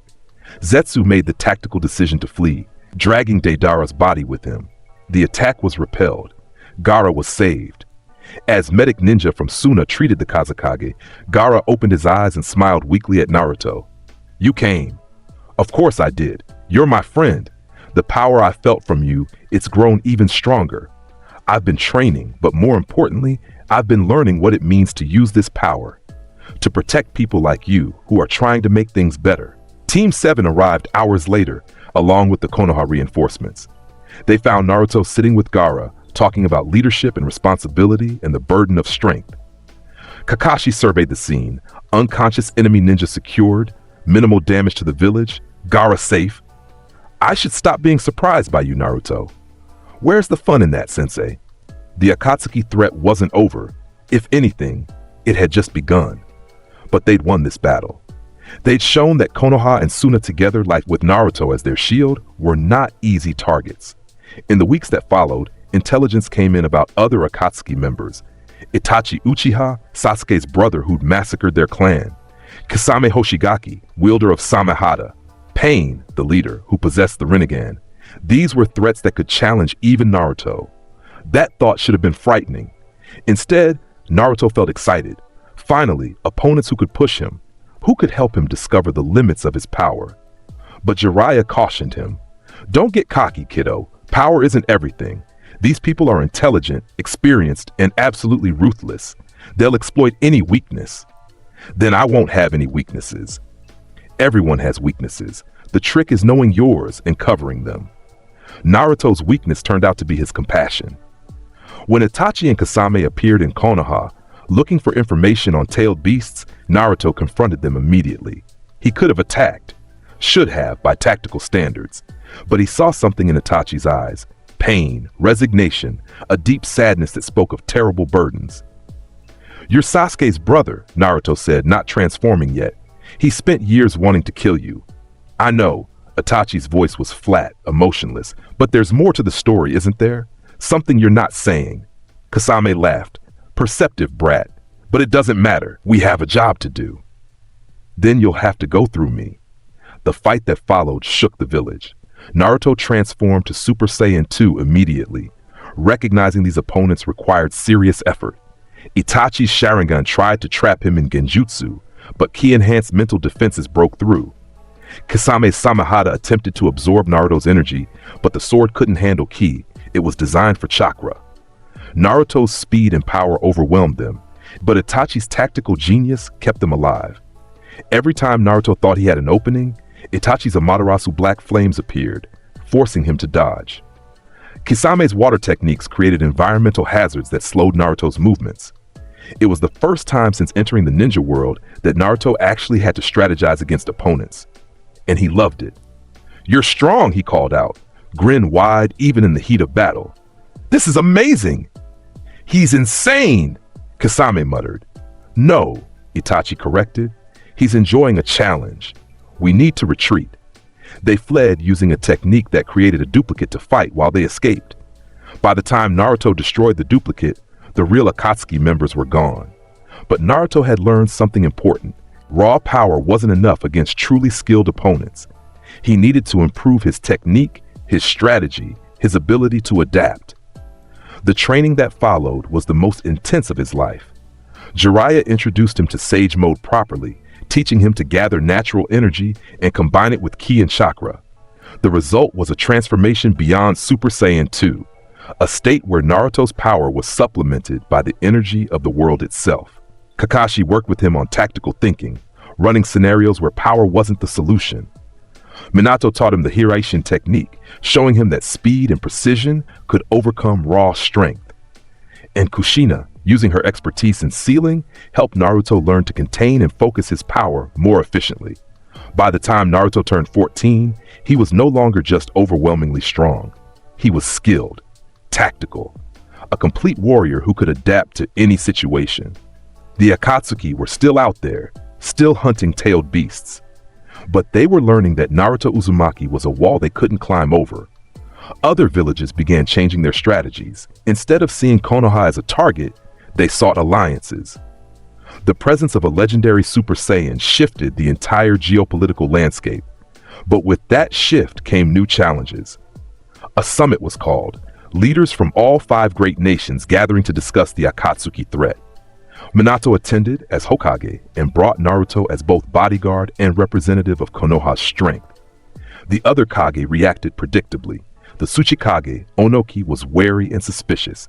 The Mizukage, Meitarumi, was curious and flirtatious. The Raikage was aggressive and challenging. And the Kazekage, Gaara, was supportive and friendly. During the summit, the Raikage made a proposal. This boy has power that could threaten all our nations. What's to stop him from deciding he should rule everyone? Naruto stood from where he'd been sitting quietly. Nothing stops me except me. I don't want to rule anyone. I just want to protect my home and the people I care about. Pretty words, but power corrupts. Then watch me prove you wrong. Naruto's eyes flashed gold for just a moment. I've had this power for 14 years. I could have conquered the elemental nations years ago if that's what I wanted. Instead, I've used it to save people, to help allies, to defend against threats. My actions speak louder than your suspicions. The Raikage's bodyguard, Darui, whispered something to his leader. The Raikage nodded slowly. Your record does support your claims. But know this, if you ever become a threat, all our nations will unite against you. I'd expect nothing less, Naruto replied. That's what good leaders do, protect their people from threats. The summit continued. Alliances were formed, strategies discussed. And through it all, Naruto represented Konoha with a maturity that surprised everyone who'd expected a wild teenager. When they returned to Konoha, Jiraiya pulled Naruto aside. You handled that well, better than I would have at your age. Thanks, old man. But it's weird, you know, being this young and having this much responsibility. That's the price of power. But you don't carry it alone. You have a team, a village of people who believe in you. Naruto looked out over Konoha from the Hokage's office, where they stood. Below, people went about their lives, shopping, training, laughing, living, and all of them felt safe because they knew the legendary Super Saiyan protected them. It was a good feeling. But in the back of his mind, Naruto wondered about his origins. Somewhere out there, maybe, was the planet he'd come from. Maybe others like him. Maybe even family. The pod that had brought him to this world was long gone, destroyed when Jiraiya found him. But the mystery remained. Who were his people? Why had he been sent away? Was he truly alone in the universe? These questions would have to wait. For now, there were missions to complete, friends to protect, and a village to serve. Naruto Uzumaki, the legendary Super Saiyan of Konoha, was exactly where he needed to be. No. Months passed. Team 7 took on increasingly dangerous missions. They eliminated a cult that was trying to resurrect an ancient evil. They prevented an assassination attempt on the Fire Daimyo. They infiltrated an enemy stronghold and recovered stolen Konoha techniques. Through it all, Naruto continued to grow. Not just in power, though he did develop a Super Saiyan 3 transformation that he could barely control, but in wisdom and understanding. He learned that strength meant more than fighting ability. It meant emotional resilience. It meant knowing when to show mercy and when to strike decisively. It meant balancing the needs of the individual against the needs of the many. Sasuke evolved too. His Sharingan progressed to the Mangekyo level during a particularly intense mission, and he had to grapple with the cost and consequences of that power. But having Naruto as a friend, someone stronger who never lorded it over him, helped Sasuke avoid the darkness that often consumed Uchiha. Sakura grew into a medical ninja of incredible skill, studying under Tsunade when the legendary Sannin returned to the village. She also developed her own combat style, using her perfect chakra control and analytical mind to become a force in her own right. Team 7 became legendary, not just because of Naruto's power, but because of their perfect synergy. They completed missions that should have required multiple teams. They solved problems that had stumped veteran Jonin. And then came the day when everything changed. Naruto was 15 years old, in the middle of a training session, when he felt it. A power signature unlike anything he'd encountered in this world. Not chakra, not exactly ki either. Something familiar yet alien. It was coming from the sky. He looked up to see a small object streaking through the atmosphere, trailing fire. It was going to crash somewhere in the land of fire.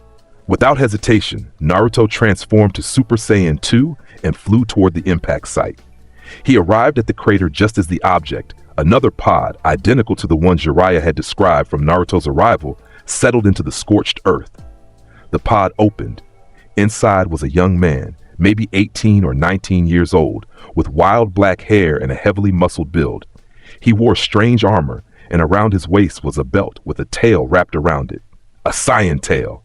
The young man's eyes opened, revealing dark irises. He looked at Naruto, and recognition flashed across his face. "Brother," he said in a language Naruto somehow understood. "I finally found you." Naruto's world tilted. "Brother? How was that possible? Unless, who are you?" "My name is Broly." The young man climbed out of the pod, and Naruto felt his power, immense, barely contained, familiar in the way it resonated with his own. "We were born together on planet Vegeta, twin brothers with power that terrified even King Vegeta himself. You were sent away first, but I searched for you, across dimensions, across space, and now I found you." Memories Naruto didn't know he had flickered at the edges of his consciousness. A sense of connection, of shared origin. "I don't remember planet Vegeta," Naruto admitted. "I was too young. I've lived here in this world for 15 years. Broly studied him carefully. "You've adapted well. Learned to control your power. That's good. But there's something you need to know, brother. Our father didn't send you away to save you. He sent you away because he feared what we would become together." "What do you mean?" "We're legendary Super Saiyans, both of us. Our power is limitless, continuously growing. Together, we could reshape universes, and there are those who would use that power or destroy us to prevent it." Naruto felt the truth of it resonating within him. "So what happens now?" Broly smiled, and it was both warm and sad. "Now you have a choice, brother. You can come with me, explore your heritage, learn about the Saiyan race and what we are. Or you can stay here with these people you've come to love. I won't force you." It was the hardest decision of Naruto's life. On one hand, answers about his origin, about his true nature. On the other, everything and everyone he'd built his life around. "I need time," Naruto said finally, "to think about this, to talk to the people who raised me." "I understand. I'll wait." Broly looked around at the forest, the sky, the alien world his brother called home. "This planet is beautiful. I can see why you'd want to protect it." They returned to Konoha together. Jiraiya, Minato, and Kushina were shocked to meet another Saiyan, to learn that Naruto had a twin brother. The village was on high alert. This newcomer's power was nearly equal to Naruto's. But Broly proved peaceful. He was curious about Earth, about ninja culture, about how his brother had adapted. And he shared stories about the Saiyan race, about planets and battles in the universe beyond. Over the next weeks, Naruto wrestled with his decision. Broly offered to teach him techniques only Saiyans knew, to help him unlock transformations even beyond Super Saiyan 3. But it would mean leaving, at least temporarily. Sasuke confronted him one evening. "You're thinking of going with him." "Maybe. I don't know." Naruto looked at his teammate and friend. "There's so much I don't understand about what I am, about my potential. Part of me needs to know. Then go. Learn. Grow stronger." Sasuke's expression was serious. "But come back, because you're not just a Saiyan. You're also Naruto Uzumaki of Konoha. That matters too." Sakura echoed the sentiment when Naruto talked to her. "You've always been there for us. Now it's our turn to support you. Whatever you decide, we'll understand." Kakashi was more pragmatic. "This is a chance to understand your heritage. But remember that heritage doesn't define you.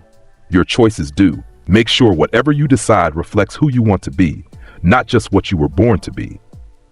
And Jiraiya, when Naruto finally worked up the courage to talk to him, said simply, "I've taught you everything I can, kiddo. If there's more to learn, more to discover, you should pursue it.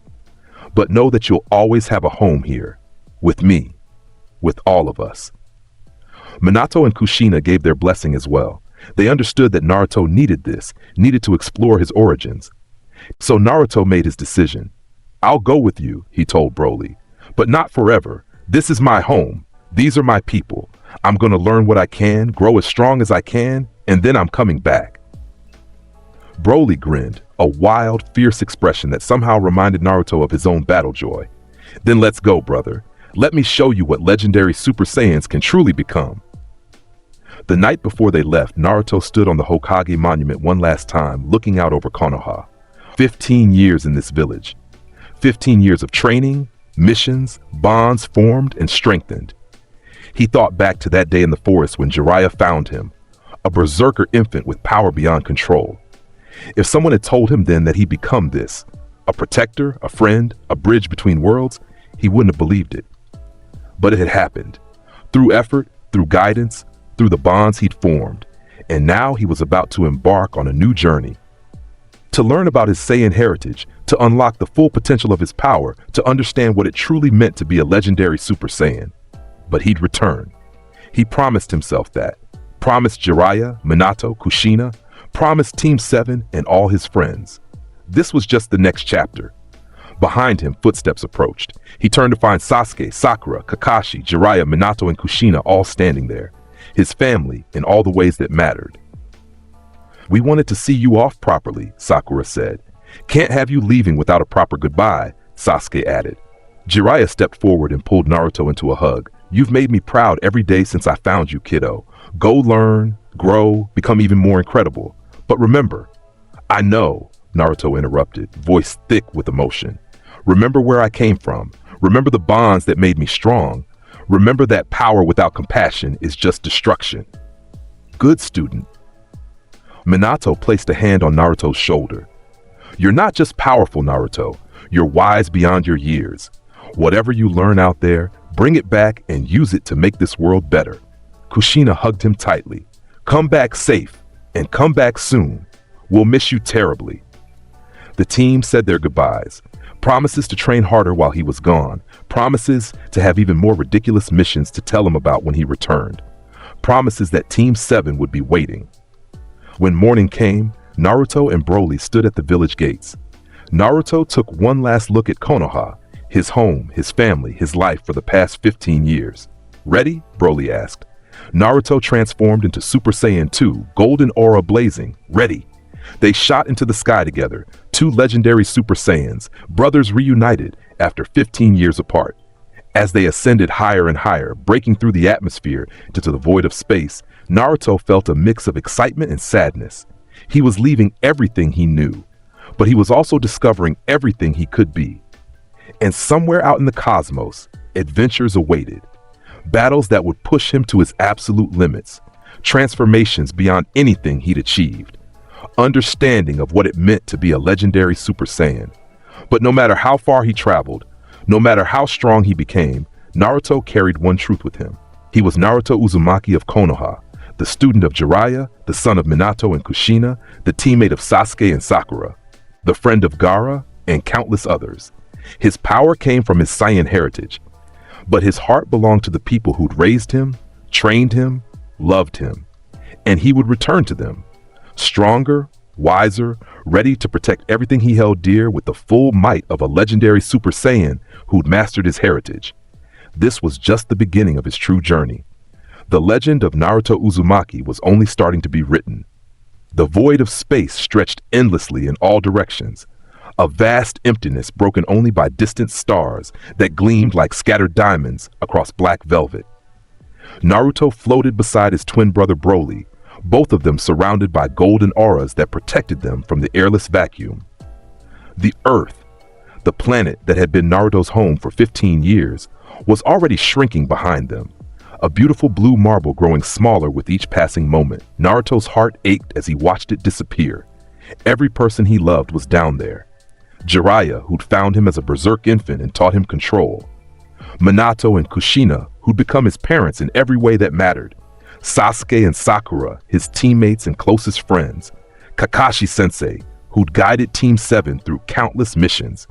The entire village of Konoha, which had become his home. But he'd made his choice.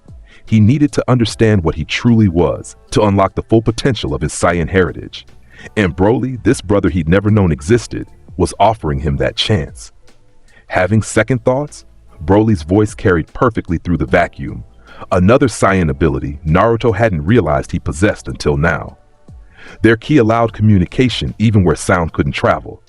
"No," Naruto said firmly, though his eyes remained on the earth. "Just saying goodbye properly. I'll come back. I promised them I would." Broly's expression softened slightly. His brother had the same wild appearance that Naruto saw in mirrors when fully transformed. Spiky black hair that stood on end, heavily muscled build, intense dark eyes that held both incredible power and carefully controlled fury. But there was understanding in those eyes now. "The bond you formed with those people is strong," Broly observed. "Stronger than most Saiyans ever develop. Our race values strength above all else, but you've learned that strength can come from connection. That's unusual for our kind." "Maybe that's because I was raised by humans," Naruto replied. "Or maybe it's because Jiraiya taught me that power without purpose is just destruction. Either way, those bonds are part of what makes me strong. Then we'll make sure you return to them even stronger." Broly's aura flared slightly, and he began accelerating. "Come on, brother. We have a long journey ahead. The training grounds I found are several systems away." Naruto transformed into Super Saiyan 2, his golden aura intensifying, electricity crackling through it. He shot forward, matching Broly's speed as they rocketed through space. The sensation was incredible. He'd flown before, both with ki and in his various transformations, but never like this. Never through the infinite expanse of the cosmos, never with the freedom to push his speed to its absolute limits without worrying about destroying something. They flew for what felt like hours, though time became strange in the void. Naruto tested his abilities, pushing himself faster and faster, feeling the rush of acceleration that would have torn a normal being apart. Broly kept pace easily, occasionally offering guidance on how to navigate through space, how to sense distant energy signatures across vast distances, how to locate planets and star systems. "How did you find me?" Naruto asked eventually. "The universe is huge. The chances of—" "I've been searching for 15 years, Broly interrupted. "From the moment they sent you away, I knew I had to find you. We're twins, brother. Legendary Super Saiyans born together. There's a connection between us, a resonance in our energy signatures. I've been following that resonance across dimensions, across realities, across the very fabric of space and time." "That's intense. Why go through all that trouble?" Broly's expression darkened. "Because you're the only family I have left. Planet Vegeta is gone. Our race is nearly extinct. King Vegeta feared our power and tried to have us killed. Our parents sent us away separately, hoping we'd survive. But I was captured by someone who wanted to use me as a weapon. It took me years to escape, and when I did, finding you became my only goal." Naruto processed this, feeling both honored and saddened. His brother had spent 15 years searching for him, driven by a need for family that Naruto understood deeply. He'd been lucky. He'd found family on Earth, people who loved him despite his alien nature. Broly hadn't been so fortunate. "Well, you found me," Naruto said warmly, "and I'm glad you did. Not just because you can teach me about our heritage, but because you're my brother. That matters." Something shifted in Broly's expression, a vulnerability that hadn't been there before. "Thank you. I wasn't sure you'd care. You have a life on that planet, people who matter to you. I thought maybe I was just a stranger with claims of brotherhood." "You're not just claims. I can feel it, the connection you mentioned.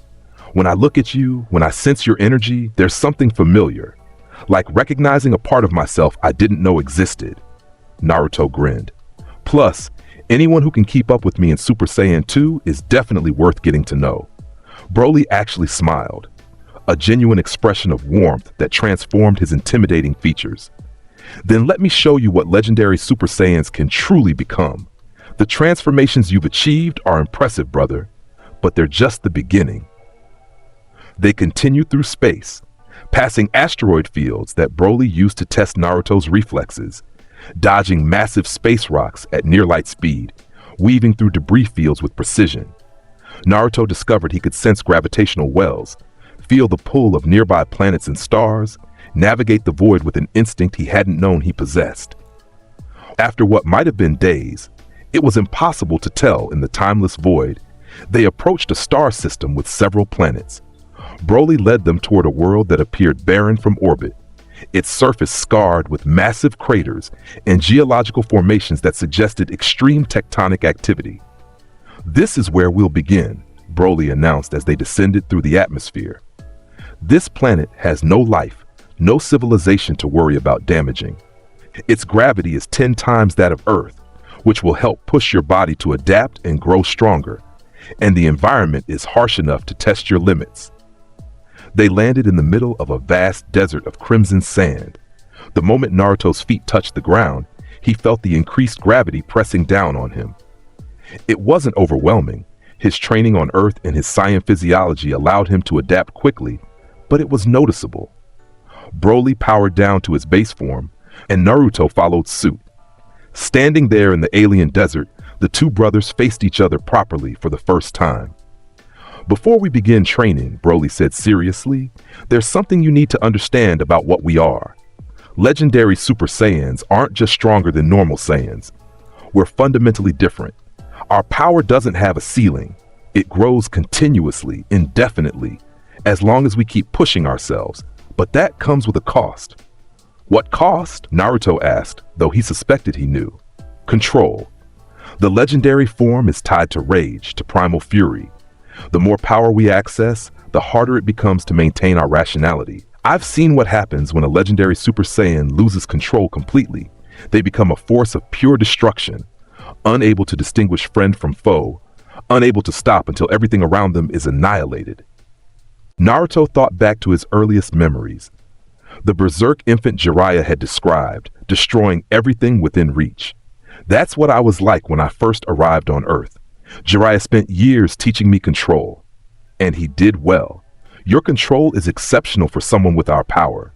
But as you access higher transformations, as your power grows beyond what you've achieved so far, that control will be tested.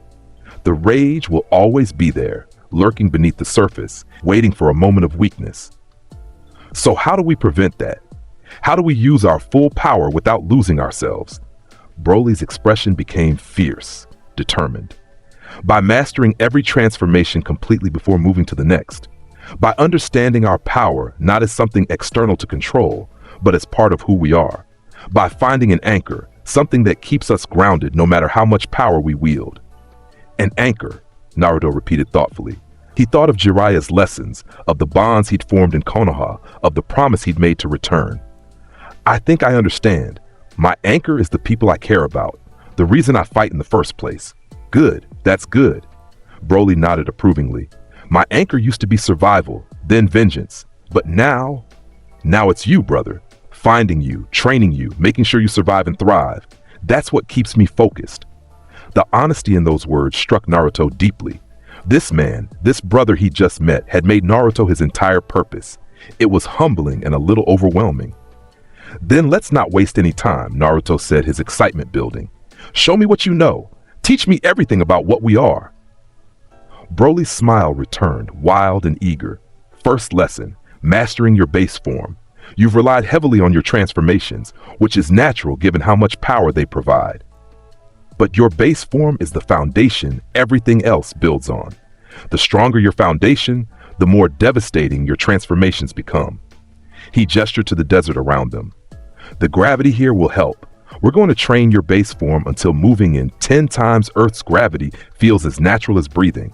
Then we'll increase it." "Increase it? How?" Broly raised his hand, and Naruto felt the gravity intensify dramatically. His knees buckled slightly before he caught himself, every movement suddenly requiring immense effort. The pressure was crushing, like trying to move with a mountain on his shoulders. "Key manipulation can create localized gravity fields," Broly explained, not even seeming to notice the increased pressure. "I'm currently generating 20 times Earth's gravity in this area. You'll train under these conditions until your body adapts." Naruto gritted his teeth, forcing himself to stand straight. This was harder than anything he'd experienced, harder than any training Jiraiya had put him through. His muscles screamed in protest. His breathing became labored. "Good," Broly said approvingly. "You're not transforming to compensate. That's the correct response. Feel the pressure, embrace it, let your body adapt naturally. Saiyans grow stronger when pushed to their limits. This is how we evolve." The training that followed was brutal.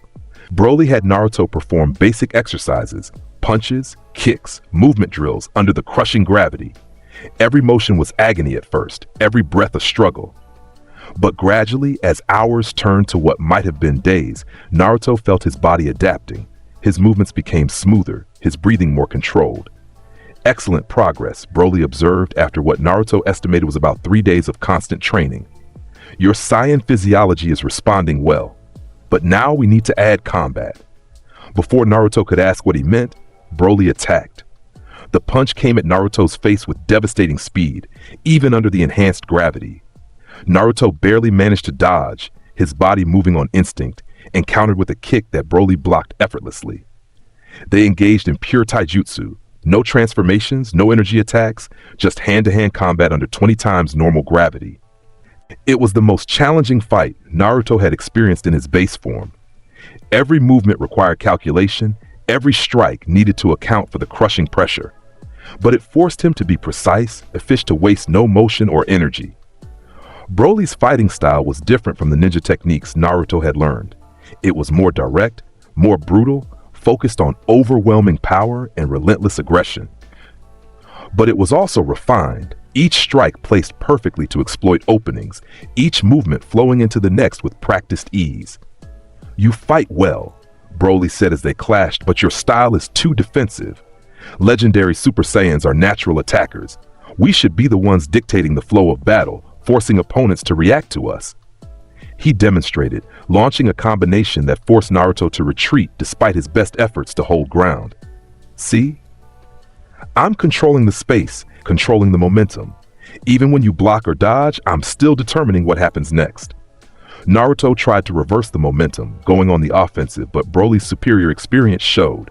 He deflected Naruto's attacks and immediately countered, maintaining pressure that kept Naruto constantly defending. "Again," Broly commanded. "Attack with intent to kill. Don't hold back." They reset and engaged once more. This time, Naruto channeled the lessons Kakashi had taught him about tactical combat. He feinted left, drawing Broly's block, then pivoted and struck from the right. It was a move that should have landed, but Broly simply took the hit, his body barely moving from the impact, and delivered a devastating counterpunch that sent Naruto flying across the desert. Naruto crashed into a rock formation, the impact creating a crater despite him being in just his base form. He struggled to his feet, breathing hard, feeling the damage despite his enhanced durability. "Lesson 2, Broly called out, walking toward him casually. "Durability. Our Saiyan bodies can endure tremendous punishment, but only if we train them to do so. You've been transforming to avoid damage rather than learning to withstand it naturally." "That seems inefficient," Naruto panted. "Why take hits when I can dodge or block them?" "Because in real combat against truly powerful opponents, you won't always have that option. There will be attacks too fast to dodge, too powerful to block. Your body needs to be tough enough to take those hits and keep fighting." Broly's aura flared slightly, and his next punch came even faster. Naruto tried to dodge but wasn't quite quick enough under the enhanced gravity. The fist connected with his ribs, and Naruto felt bones crack despite his natural durability. He collapsed, gasping in pain, but even as he struggled to breathe, he felt something else. His body was already healing, the Saiyan regenerative abilities kicking in. The broken ribs were mending themselves, the damage repairing faster than should be possible. "There it is," Broly said with satisfaction. "Saiyan recovery. The more damage we take, the stronger we become when we heal. It's one of our greatest advantages. We can turn injuries into power, but only if we survive long enough for the healing to occur." Naruto forced himself to stand, feeling the last of the rib damage fade. His body felt different now, stronger, more resilient. The injury had pushed him past a threshold, forcing adaptation. "Again," Naruto said, determination burning in his eyes. Broly grinned fiercely. "That's the spirit." They continued the brutal training, Broly systematically breaking Naruto down and forcing his body to rebuild stronger. It was agonizing. Every session left Naruto battered and broken. But each time he healed, he came back more powerful, more durable, better adapted to the extreme conditions. After what Naruto estimated was about a week of this punishment, Broly finally nodded in approval. Your base form has improved dramatically. The gravity that nearly crushed you initially now barely affects you. Your durability has increased exponentially, and your combat instincts are sharper. You're ready for the next phase. What's the next phase? Naruto asked, though he suspected he knew. Mastering your transformations. You've achieved Super Saiyan, Super Saiyan 2, and even touched Super Saiyan 3. But you haven't truly mastered any of them. Each form is still something you activate for power rather than a state you can maintain indefinitely. Broly transformed, his black hair suddenly standing more on end, a pale golden aura surrounding him. But it wasn't the brilliant gold of Super Saiyan. It was subtler, more controlled. This is the wrathful state, Broly explained. The bridge between base form and Super Saiyan. It provides a significant power boost without the energy drain of a full transformation. You've used it before, but have you mastered it? Naruto activated his own wrathful state, feeling the familiar surge of power, his eyes shifting to yellow-green, his muscles expanding slightly. The enhanced gravity suddenly felt like nothing. Good. Now maintain it. Not for an hour or a day, but constantly. Make it your new baseline.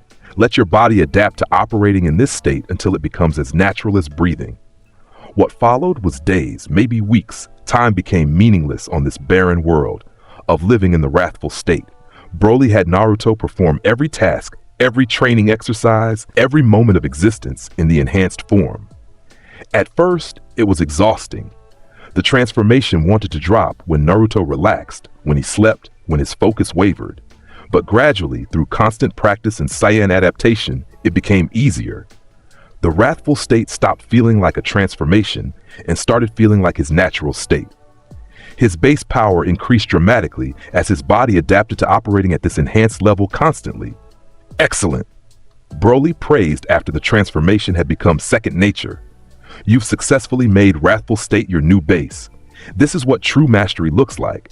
Not turning power on and off like a switch, but integrating it into your very being. So now we do the same with Super Saiyan? Naruto asked eagerly. Exactly. The process repeated with Super Saiyan. Broly had Naruto transform and maintain the form constantly, training him to control the golden power until it became as natural as the wrathful state had been. This was harder. Super Saiyan was more demanding, more taxing on his energy reserves. But the principle was the same. Adapt, integrate, master. They sparred constantly, both in Super Saiyan form, exchanging techniques and pushing each other. Broly taught Naruto attacks unique to their Saiyan heritage, the gigantic meteor, a massive energy sphere that could destroy planets, the eraser blow, a point-blank energy explosion, the blaster shell, a concentrated beam of pure power. Naruto, in turn, showed Broly the techniques he'd learned on Earth, demonstrating how he could fuse ninja jutsu with ki attacks. The hybrid techniques fascinated his brother. You found a way to merge two completely different energy systems, Broly marveled after Naruto demonstrated an eraser cannon enhanced with chakra. That shouldn't be possible, but you've made it work. Your time on Earth taught you to innovate in ways pure Saiyans never would. Jiraiya always said necessity breeds innovation, Naruto replied. I had to figure out how to use all my abilities together if I wanted to maximize my potential. Then let me teach you something truly devastating. Broly raised both hands above his head, and green energy began to coalesce between his palms. The sphere grew rapidly, expanding from the size of a fist to the size of a house, crackling with devastating power. This is the gigantic Omega Storm, Broly announced. Our signature technique is Legendary Super Saiyans. It channels our unlimited power into a single world-ending attack, but it requires complete control. Any hesitation, any doubt, and the energy will consume you instead of your target. He launched the massive sphere into the sky, and it exploded high in the atmosphere with force that lit up the entire planet. The shockwave rattled the ground even from miles away. Now you try, Broly instructed. Naruto raised his hands, focusing his ki, feeling the familiar sensation of energy gathering in his palms. But this was different from the eraser cannon or other techniques. This required channeling not just his current power, but tapping into the deeper well of energy that marked him as a legendary Super Saiyan, the unlimited potential Broly had mentioned. The energy sphere began to form, green and crackling with power. It grew larger, feeding on Naruto's ki, drawing more and more power. Naruto felt the technique trying to escape his control, to grow beyond what he could contain. "Focus," Broly commanded. "Feel the energy, don't force it, guide it. Let it grow naturally while maintaining your will over it." Naruto adjusted his approach, relaxing his grip slightly while maintaining his intent. The sphere stabilized, growing to massive size but remaining under his control. When it was as large as a small building, he launched it skyward. The explosion was tremendous, a blast that could have devastated a city. Naruto felt a surge of exhilaration. This was power beyond anything he demonstrated on Earth, beyond anything he'd needed to use. This was the true capability of a legendary Super Saiyan. "Good," Broly said with genuine pride. "With practice, you'll be able to make that attack even larger, even more devastating. But for now, you've proven you can handle it. That's progress." The training continued, each day pushing Naruto to new limits. Broly taught him to fight in space itself, to generate oxygen within his ki field, to withstand the absolute zero temperatures of the cosmic void. They sparred among asteroids and on the surfaces of lifeless moons, each battle more intense than the last. Naruto learned to sense energy signatures across vast distances, to track power levels throughout entire star systems. He discovered he could teleport short distances by moving faster than perception could follow, creating the illusion of instantaneous movement. He mastered techniques for concentrating his power to penetrate defenses or dispersing it to create wide area attacks. And through it all, his bond with Broly deepened. They were brothers not just by blood, but by shared experience, by mutual understanding of what it meant to carry limitless power and the responsibility that came with it. One day, or perhaps night, it was impossible to tell, they stood together on a cliff overlooking the Crimson Desert, both in their base forms, watching two of the system's moons rise simultaneously. "You've grown stronger than I expected," Broly said quietly. "When I first found you, I thought I'd be teaching a novice. But you came to this already powerful, already skilled. All I've done is refine what was already there and add new dimensions to it." "You've given me more than that," Naruto replied. "You've shown me my heritage, helped me understand what I truly am. Before you arrived, I was just a powerful ninja with mysterious origins. Now I know I'm a legendary Super Saiyan, with all the history and potential that comes with it." "Do you regret it? Learning the truth?" Naruto considered carefully. "No, it's complicated, but no, I'm still me. Still Naruto Uzumaki of Konoha, still Jiraiya's student, still part of Team 7. But now I also know I'm your brother, part of a nearly extinct race of warriors. Both identities are true. Both matter." "I'm glad you see it that way. And that some might have rejected their heritage or tried to pretend it didn't exist.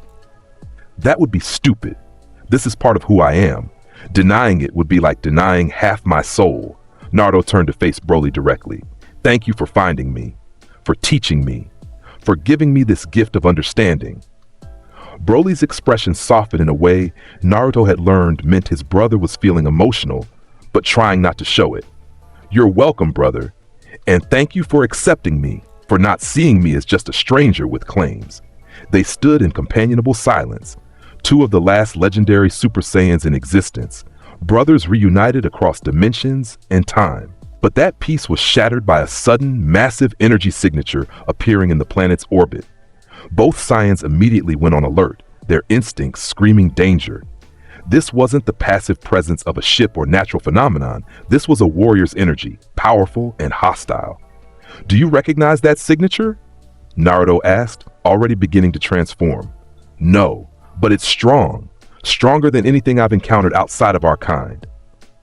Broly's aura flared golden as he accessed Super Saiyan. "Stay sharp, this might be a fight."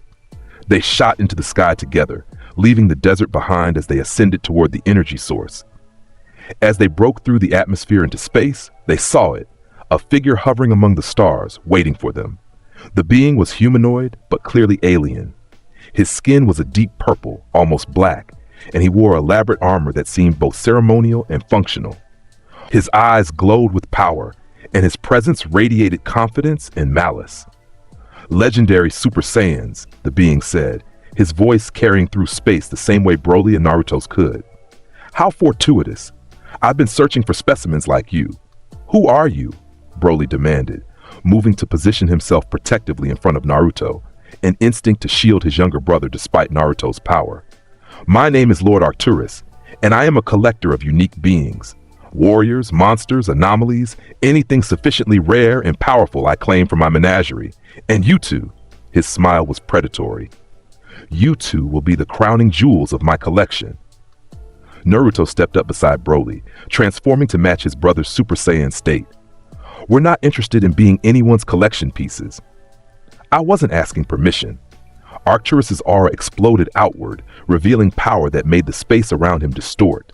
This was an opponent at their level, possibly beyond it. Naruto, Broly said quietly, this one is dangerous. Stay focused, watch for openings, and don't underestimate him. Got it? Together? Together. They attacked simultaneously, golden auras blazing as they shot toward Arcturus from different angles. But the alien was ready. He blocked Broly's punch with one hand and caught Naruto's kick with the other, his strength matching theirs despite their Super Saiyan transformations.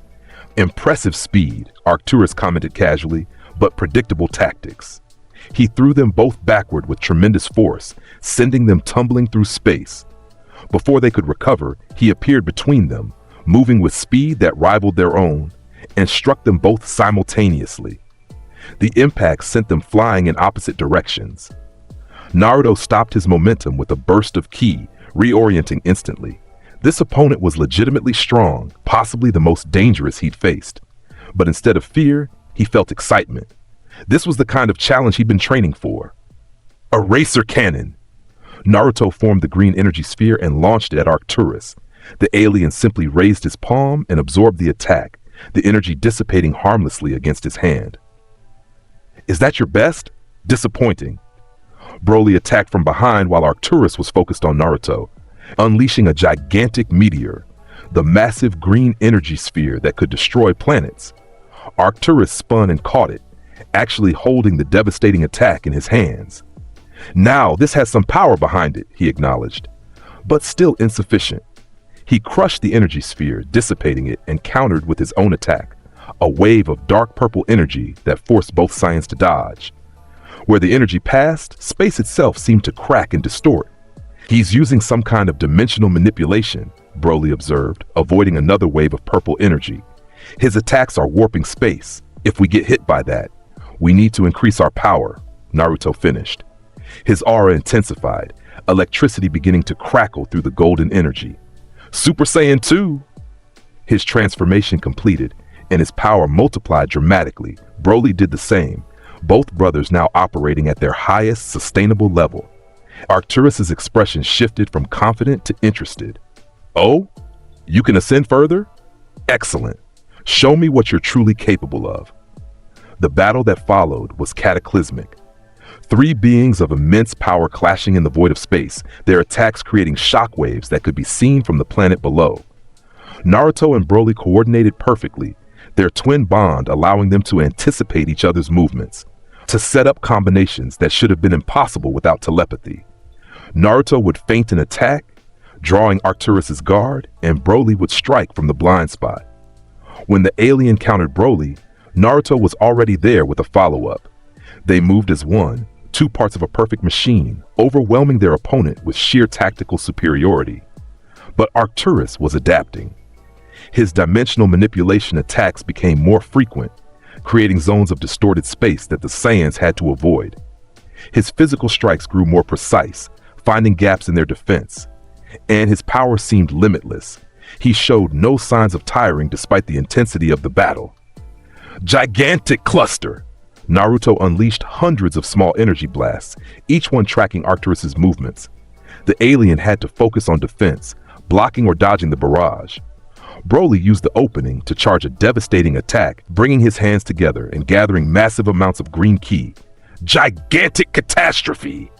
The beam of concentrated energy was wide enough to consume a small moon, and it struck Arcturus directly. For a moment, Naruto thought they'd won. The attack was too powerful, too focused for anyone to survive. But when the energy cleared, Arcturus was still there, his armor damaged but his body intact. And he was smiling. "Magnificent! You actually managed to hurt me. It's been centuries since anyone accomplished that." His aura exploded outward, purple and black energy swirling around him. "Perhaps I should take you more seriously." His power multiplied, the energy so intense that nearby asteroids began to crack and crumble from proximity alone. This was his true strength, the level he'd been holding back. He was toying with us, Broly realized, shock evident in his voice. He's been testing us this entire time. Then let's show him what we're really capable of. Naruto's determination burned fiercer than ever. He'd never backed down from a challenge, and he wasn't about to start now. Both Saiyans poured more power into their transformations, pushing Super Saiyan 2 to its absolute limits. Their auras became brilliant, blinding even in the void of space. They attacked together with everything they had, techniques from Earth combined with Saiyan abilities, tactical precision merged with overwhelming force. Naruto used the Hiraishin marks he learned from Minato, placing them on debris scattered around the battlefield, teleporting between them to attack from impossible angles. Broly unleashed technique after technique, each more devastating than the last, creating a storm of destructive energy. But Arcturus weathered it all. His dimensional powers created shields that deflected their attacks. His speed matched theirs despite his larger size. His counterattacks were devastating, each hit dealing significant damage even through their enhanced durability. "You're strong," Arcturus admitted as they clashed, "incredibly strong for your age and experience. In a few decades, with proper training, you might even surpass me. But today you're simply outmatched." He caught both Saiyans by their throats, holding them at arm's length. Dark purple energy began to flow from his hands into their bodies, and Naruto felt his strength being drained, siphoned away by this alien's power. "I'm going to enjoy studying you," Arcturus continued, "understanding what makes Legendary Super Saiyan so unique, breaking you down to your component parts and rebuilding you as perfect additions to my collection." Naruto struggled, but the energy drain was making him weak. His transformation was faltering, the golden aura flickering. Beside him, Broly was in the same condition, fighting against the inevitable, but losing ground. This was it. They were going to lose. They were going to be captured, turned into trophies for this monster's collection. No, that couldn't happen. Naruto hadn't come this far, hadn't trained so hard, hadn't made all those promises to the people he loved just to be defeated here.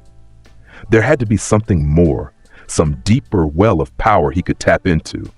He thought of Jiraiya, who'd found him as a berserk infant and seen potential instead of destruction.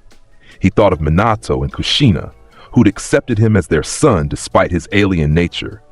He thought of Sasuke and Sakura, his teammates who'd fought beside him through countless battles. He thought of all the people in Konoha counting on him to return stronger. And he thought of Broly, his brother who'd searched for 15 years just to find family. He wouldn't let them down. He couldn't. Deep within Naruto's core, something shifted. The legendary power he'd been carefully controlling, keeping restrained to avoid losing himself to rage, that power responded to his desperation. But instead of overwhelming his mind with fury, it aligned with his determination, his love for those he protected. Naruto's eyes snapped open, and they were no longer the yellow-green of Super Saiyan 2. They were pure white, glowing with power beyond anything he demonstrated before. His aura exploded outward, not golden, but a brilliant emerald green shot through with white lightning. The legendary Super Saiyan transformation, the true form unique to himself and Broly, had finally awakened. The burst of power threw Arcturus backward, forcing him to release both Saiyans. Naruto floated in the void, his appearance transformed. His hair had become a brilliant green, flowing as if in a constant wind despite the vacuum of space. His muscles had expanded, but not grotesquely. This was refined power, controlled strength. The green aura around him was so intense it created visible distortions in space. "Brother," Broly breathed, staring at Naruto in awe. "You did it! You achieved our true form." Arcturus looked genuinely surprised for the first time. A transformation mid-battle? How very Saiyan of you! But do you truly think? Naruto vanished. One moment he was floating dozens of meters away. The next, his fist was buried in Arcturus' stomach with force that created a shockwave visible for light years. The alien's eyes went wide, all the air driven from his lungs, his confident expression replaced with shock and pain. "You talk too much," Naruto said, his voice deeper, more primal, but still in control. This wasn't the mindless berserker Jiraiya had described. This was Naruto fully unleashing his power while maintaining his consciousness, his will. He followed up with a devastating combination, punches and kicks that moved faster than light, each impact creating ripples in space itself. Arcturus tried to defend, to counter, but Naruto's speed and power in this new form were beyond anything the alien had prepared for. Eraser Cannon! The green energy sphere that formed in Naruto's palm was larger than planets, crackling with the unlimited power of a legendary Super Saiyan fully unleashed. He launched it at point-blank range, and Arcturus had no choice but to take the full force of the attack. The explosion was visible from nearby star systems. When the energy cleared, Arcturus was floating limply in space, his armor completely destroyed, his body battered and broken. But he was still conscious, still alive, and he was still dangerous. "Impossible," the alien rasped. "I've fought for millennia, conquered countless worlds, defeated warriors beyond number. Will not be bested by a child." His power surged one final time, dimensional energy swirling around him as he prepared what was clearly a last resort technique. Space began to crack, reality itself seeming to tear as he gathered every ounce of his remaining strength. Dimensional collapse, Arcturus screamed, and the fabric of space around them began to implode, creating a singularity that would consume everything nearby. Naruto felt the pull, felt reality trying to tear him apart. But he'd come too far to fall here. His green aura intensified, his power rising to match the threat. "Gigantic Omega Storm!" he roared, forming the massive green sphere above his head. But this wasn't the technique Broly had taught him. This was that attack magnified by the legendary Super Saiyan form, empowered by emotions and bonds and sheer determination. The energy sphere grew to dwarf planets, becoming so massive it had its own gravitational pull. Naruto poured everything into it, all his power, all his will, all his promise to return home stronger.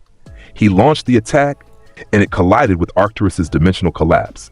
For a moment, the two forces were equal, reality and unlimited power locked in a stalemate that threatened to tear the entire star system apart. Then, slowly, Naruto's attack began to push forward. The green energy sphere overwhelmed the dimensional distortion, forcing it back, consuming it. "No!" Arcturus's scream was cut short as the gigantic Omega Storm engulfed him completely. The explosion that followed was beyond description, pure force that rewrote the space around it, energy so intense it burned itself into the fabric of reality. When it finally cleared, Arcturus was gone. Not dead, Naruto could sense his energy signature fleeing at incredible speed, crossing dimensions to escape. But defeated, broken, no longer a threat. Naruto floated in the aftermath, his legendary form still active, feeling the incredible power coursing through him. He'd done it. He'd protected his brother, defeated an enemy that had seemed invincible, and unlocked the true potential of his Saiyan heritage. But the cost was apparent. His body was exhausted, his energy reserves depleted despite the legendary form's unlimited power. The transformation flickered, and Naruto found himself dropping back through Super Saiyan 2, through Super Saiyan, through Wrathful State, all the way back to base form. He started to fall toward the planet below, too tired to fly. Strong arms caught him. Broly, still in his Super Saiyan form, held Naruto carefully. "You did it, brother," Broly said with pride and wonder. "You achieved the legendary Super Saiyan transformation in the heat of battle.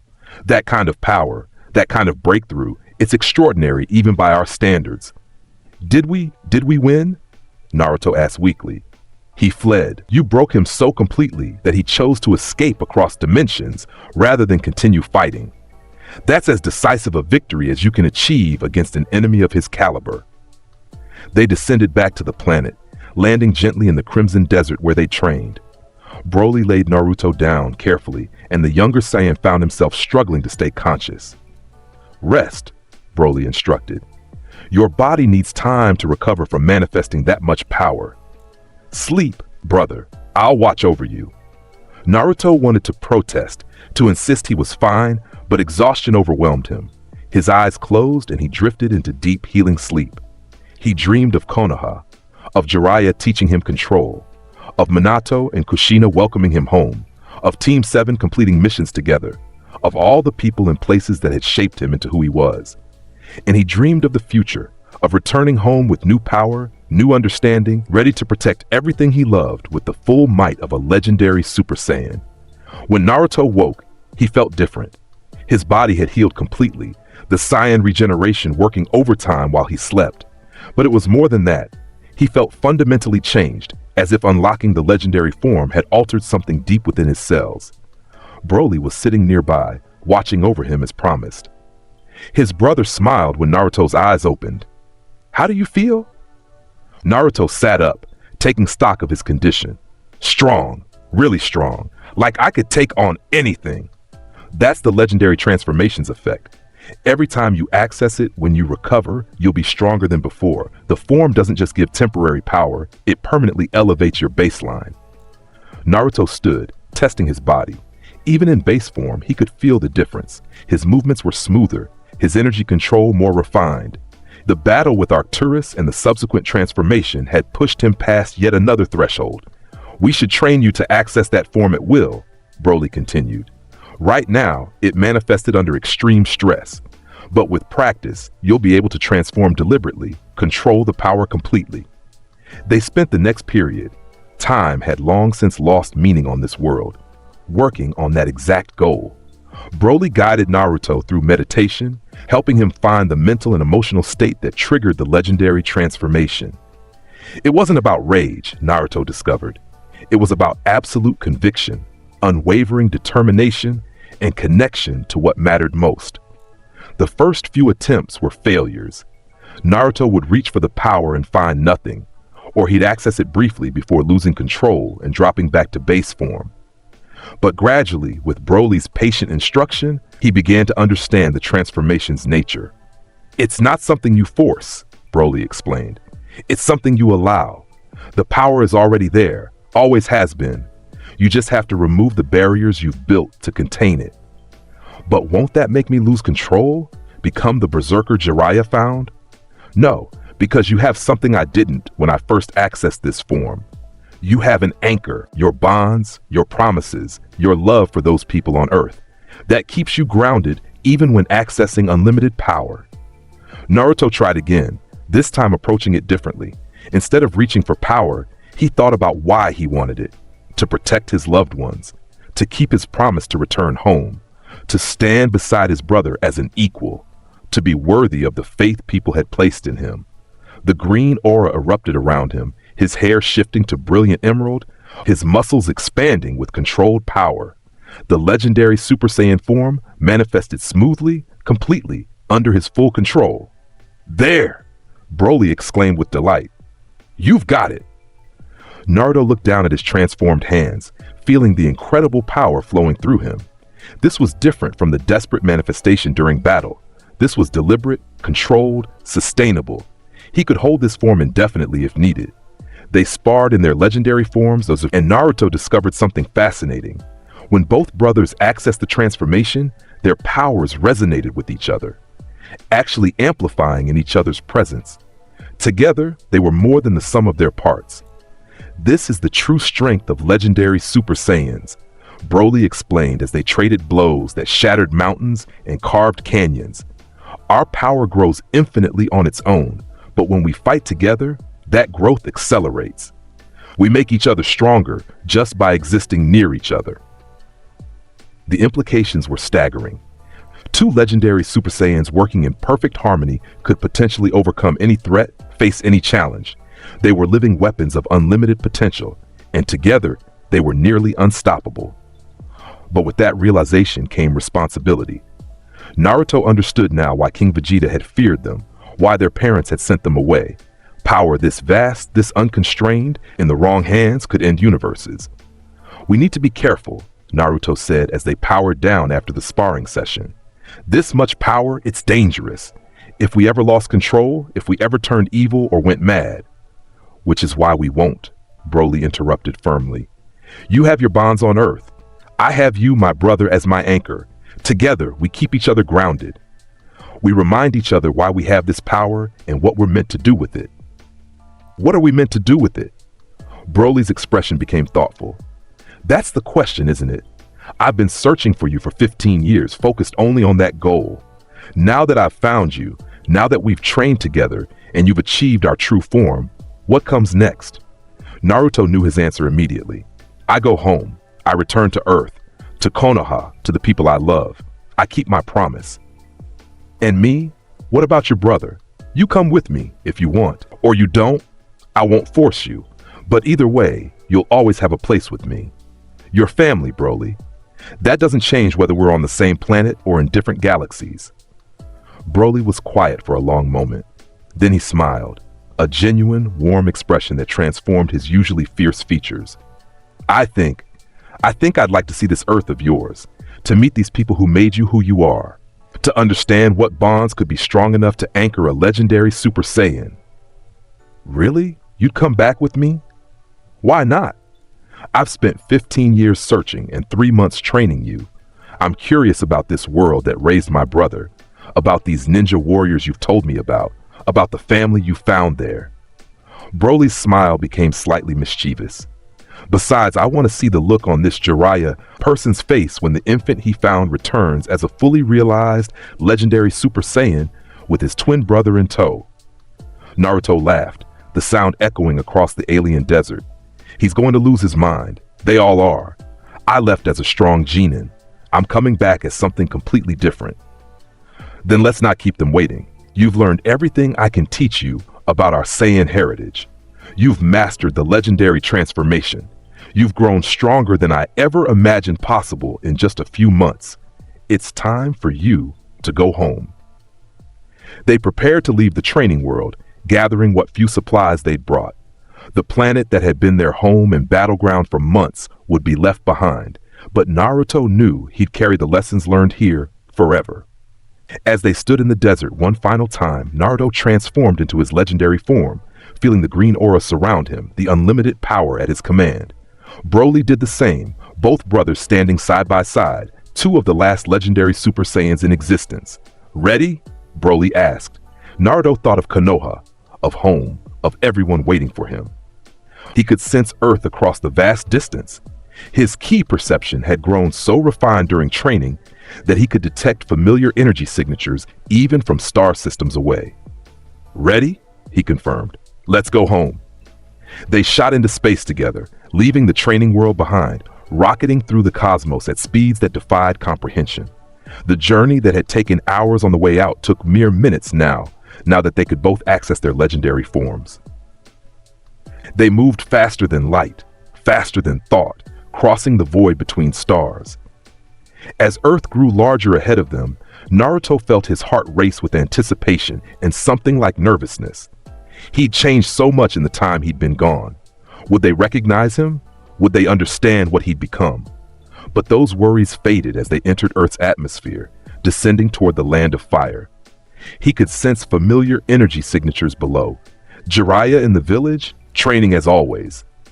Minato and Kushina in the Hokage's office, handling paperwork. Sasuke and Sakura at Training Ground 3, sparring together. They were all still there, still doing exactly what they should be doing, living their lives while he'd been gone. The realization filled Naruto with warmth and relief. He'd been gone for months, but time moved differently in space. For Earth, for Konoha, only a few weeks had passed. Naruto and Broly landed at the village gates, both powering down to their base forms to avoid causing panic. The guards on duty recognized Naruto immediately, their eyes widening in shock. Naruto? Naruto Uzumaki? You're back! Yeah, I'm back, Naruto confirmed with a grin. And I brought someone with me. This is my brother, Broly. The guards looked between the two Saiyans.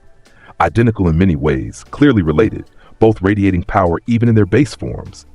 One of them immediately ran toward the Hokage's tower to report the arrival. Naruto and Broly walked through the village gates, and Naruto felt a surge of emotion. He was home. After months in space, After training on an alien world, after battles and transformations and discoveries, he was finally home. People recognized him as they walked through the streets, whispering and pointing. The legendary Super Saiyan had returned, and he'd brought his twin brother with him. The news spread through the village like wildfire.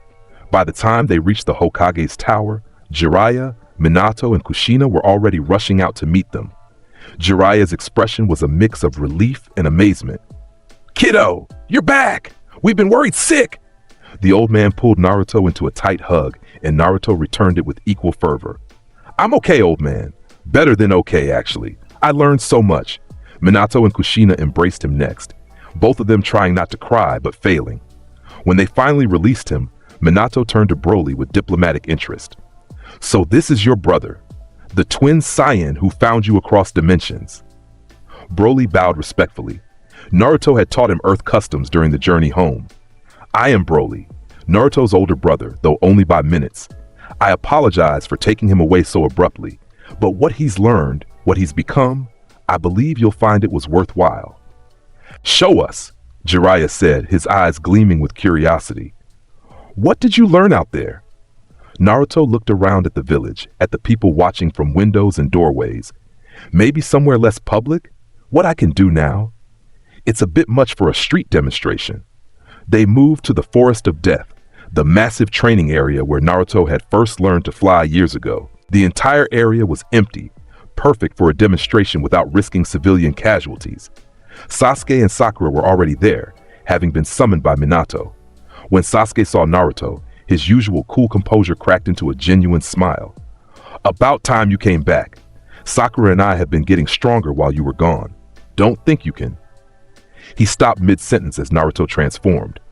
Not to Super Saiyan, not even to Super Saiyan 2, but directly to the legendary form. Green hair, emerald aura, unlimited power radiating from every cell. The transformation was so smooth, so controlled, that it happened in a heartbeat, and the pressure of Naruto's energy, even carefully suppressed to avoid damaging the environment, made everyone step back in shock. "This," Naruto said, his voice carrying the deeper tone of the transformation, "is the legendary Super Saiyan, the true form of what I am, what Broly and I both are." Kakashi appeared in a swirl of leaves, his visible eye going wide at Naruto's transformed state. That's beyond anything you showed before leaving." Broly transformed as well, matching his brother's green-haired form. Standing together, the two legendary Super Saiyans created a spectacle of power that left everyone speechless. "We're the last of our kind," Naruto explained. "Legendary Super Saiyans are born once every 1,000 years. Broly and I are twins, which makes us unique even by legendary standards. Our power grows infinitely, continuously, as long as we keep pushing ourselves." Jiraiya was staring with the expression of someone seeing their life's work validated. "You've mastered it. The power that used to consume you, that turned you into a berserk infant, you've completely mastered it." "With Broly's help, yeah. He taught me everything about our Saiyan heritage, about our transformations, about what it means to be one of the legendary warriors." Naruto powered down, returning to base form. "But I never forgot what you taught me, old man. Control, responsibility, using power to protect rather than destroy. That's what kept me grounded, even when accessing this much strength." Minato approached carefully, his Hokage training allowing him to maintain composure despite the shock. "This level of power, Naruto, you could probably destroy the entire elemental nations without much effort." "I could destroy the planet if I wanted to," Naruto admitted bluntly. "In my legendary form, I could generate attacks powerful enough to shatter worlds. But I don't want that. I want to protect Earth, protect Konoha, protect everyone I care about. The power is just a means to that end." Sasuke was struggling to process what he'd witnessed. His Sharingan had activated automatically, trying to analyze Naruto's transformation, but the amount of power involved was beyond anything the Sharingan could comprehend. "How do we even compete with that?" Sasuke asked, frustration evident. "I've been training non-stop while you were gone. I achieved new levels with my Sharingan, mastered techniques that should have taken years. But compared to what you just showed..." "You don't compete," Naruto interrupted gently. "You don't have to. We're teammates, Sasuke. Friends. We're not in competition anymore. We're allies working toward the same goals. But the gap between us doesn't matter. You have abilities I don't. Your Sharingan can do things my power never could. Sakura's tactical genius and medical skills are irreplaceable. Kakashi-sensei's experience and technique variety make him invaluable. Power isn't everything, and I'm not everything. Naruto placed a hand on Sasuke's shoulder. I'm stronger than you in raw force. Yeah, but Team 7 works because we're different, because we complement each other. That hasn't changed. Sakura stepped forward, her initial shock giving way to determination. So you're back, stronger than ever with your alien twin brother. What happens now? Now? Naruto considered. Now I reintegrate into the village, resume taking missions with Team 7, help protect Konoha with this new power. And maybe, he glanced at Broly, maybe my brother joins us. He doesn't have anywhere else to go, and he's been searching for family his whole life. Konoha could be home for him too. Minato smiled. I think we can arrange that. Though having 2 legendary Super Saiyans in the village might make other nations nervous. Let them be nervous, Kushina said firmly. If they're smart, they'll be more interested in maintaining our alliance than testing whether Naruto and Broly can do what everyone suspects they can do. Jiraiya laughed. You're not wrong. Word's going to spread fast about Naruto's return and his new transformation. Every intelligence network in the world will be scrambling to assess the threat level. Good, Naruto said with a slight smile. Maybe it'll make people think twice about starting wars or attacking innocents. Sometimes the best way to prevent violence is to be too dangerous to fight. They spent the rest of the day catching up. Naruto told them about his training with Broly, about mastering the legendary transformation, about the battle with Arcturus. Broly shared stories of his search for Naruto, of the planets he'd visited, and the civilizations he'd encountered. In turn, they told Naruto about what had happened in Konoha during his absence. The Akatsuki had been quiet, no major attacks or movements. The other villages had been cautious, watching Konoha carefully, aware that the legendary Super Saiyan had left, and curious about when he'd return. Team 7 had continued taking missions, though Kakashi had been limited to B-rank assignments without their full firepower. As the sun set over Konoha, Naruto stood on the Hokage monument with Jiraiya, looking out over the village just as he had before leaving. I'm proud of you, kiddo, Jiraiya said quietly. You left to find answers about your heritage, and you came back with mastery and understanding. But more importantly, you came back still yourself, still the kind-hearted boy who wants to protect people. The power didn't corrupt you. That's because of what you taught me, Naruto replied. You showed me that strength without compassion is just destruction. That bonds matter more than power. I carried those lessons across the stars, and they kept me grounded even when I was accessing enough power to end worlds. What about Broly? Is he stable? Can we trust him? Absolutely. He's my brother, and he spent his entire life searching for family. Konoha can be that family for him, just like it has been for me. All he needs is a chance. Jiraiya nodded slowly. Then we'll give him that chance. But I'll be watching, making sure he integrates well. 2 legendary Super Saiyans is a lot for one village to handle. We'll handle it, Naruto said confidently. Konoha has handled everything else thrown at it. 2 more protectors won't be a problem. The next few weeks were busy. Broly was officially welcomed into the village, given his own apartment near Naruto's, and introduced to the basics of ninja culture. He proved to be a quick learner, fascinated by jutsu and the chakra system that was completely different from ki. Kakashi worked with Broly on understanding ninja tactics and teamwork, while Naruto resumed his place on Team 7. Their first mission back was intentionally simple, a B-rank escort assignment that should have been straightforward. It became anything but when they encountered a group of rogue ninja attempting to ambush their client. Well, Kakashi said with his usual lazy drawl, this is above the mission parameters. Naruto, Sasuke, Sakura, standard formation. Protect the client, neutralize the threat. But before they could move, the rogue ninja recognized Naruto. Their leader, a battle-scarred veteran, paled visibly. The legendary Super Saiyan! Retreat! Retreat now! The entire group fled without engaging, disappearing into the forest with desperate speed. Sakura blinked in confusion. Did we just win a fight by showing up? Apparently, Sasuke said dryly. Naruto's reputation precedes him. Kakashi chuckled. This might be a recurring theme. Your presence alone is now a deterrent. Most sensible opponents won't even try to fight when they see you. It was true. As word of Naruto's return and his new transformation spread through the underworld, bounties were canceled, attack plans were abandoned, entire criminal organizations reconsidered their operations. Nobody wanted to face a legendary Super Saiyan, and those who did were either supremely confident or supremely stupid. The Akatsuki, however, were neither.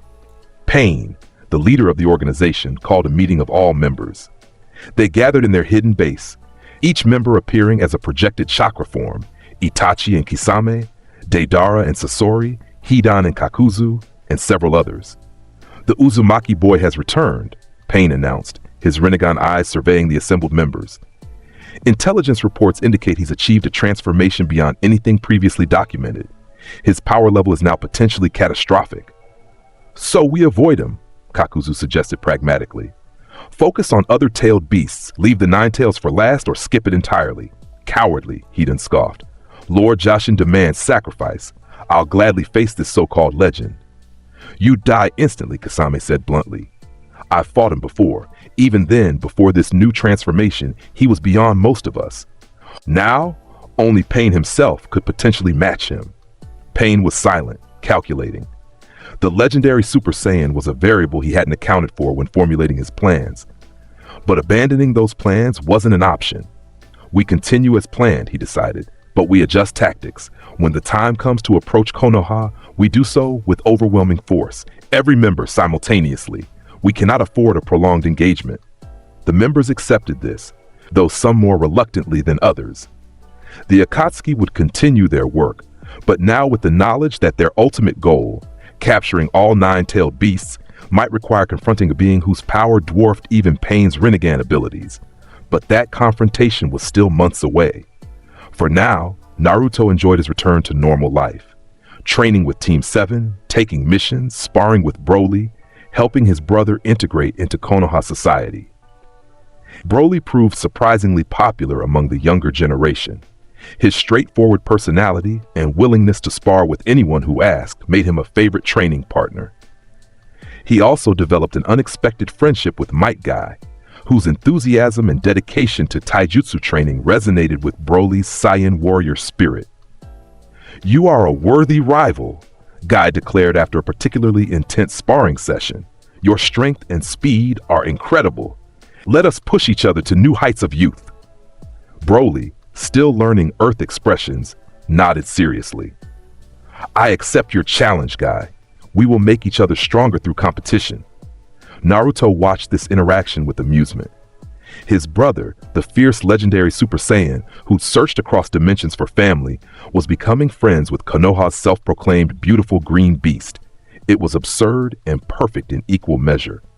Months passed peacefully. Team 7 completed mission after mission, their success rate perfect now that they had both Naruto's overwhelming power and Broly occasionally joining them on particularly dangerous assignments.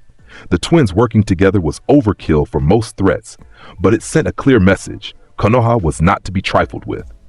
Then came the day the Akatsuki finally made their move. It started with intelligence reports. Multiple tailed beast Jinchuriki had been captured across the nations. The 2 tails, 4 tails, 5 tails, and 6 tails were all confirmed taken. The Akatsuki was accelerating their plans, moving faster than anyone had anticipated. An emergency Kage summit was called. Leaders from all 5 great nations gathered in the Land of Iron, neutral territory, to discuss the threat. Minato attended, bringing Naruto and Broly as both bodyguards and representatives of Konoha's strength. The summit was tense from the start. The Raikage was furious about the loss of his brother, the 8 tails Jinchuriki, who'd barely escaped Akatsuki capture. The Tsuchikage was suspicious of everyone, convinced the Akatsuki had infiltrated multiple villages. The Mizukage was more interested in assessing Naruto and Broly than discussing strategy. These are the legendary Super Saiyans? She asked, studying the twins with unconcealed interest. They're younger than I expected. Age is irrelevant when discussing power, Gaara said quietly. The young Kazekage had grown in strength and confidence since Naruto had saved him from Akatsuki years ago. I felt Naruto's power firsthand. The reports don't exaggerate. Then let's see a demonstration, the Raikage demanded.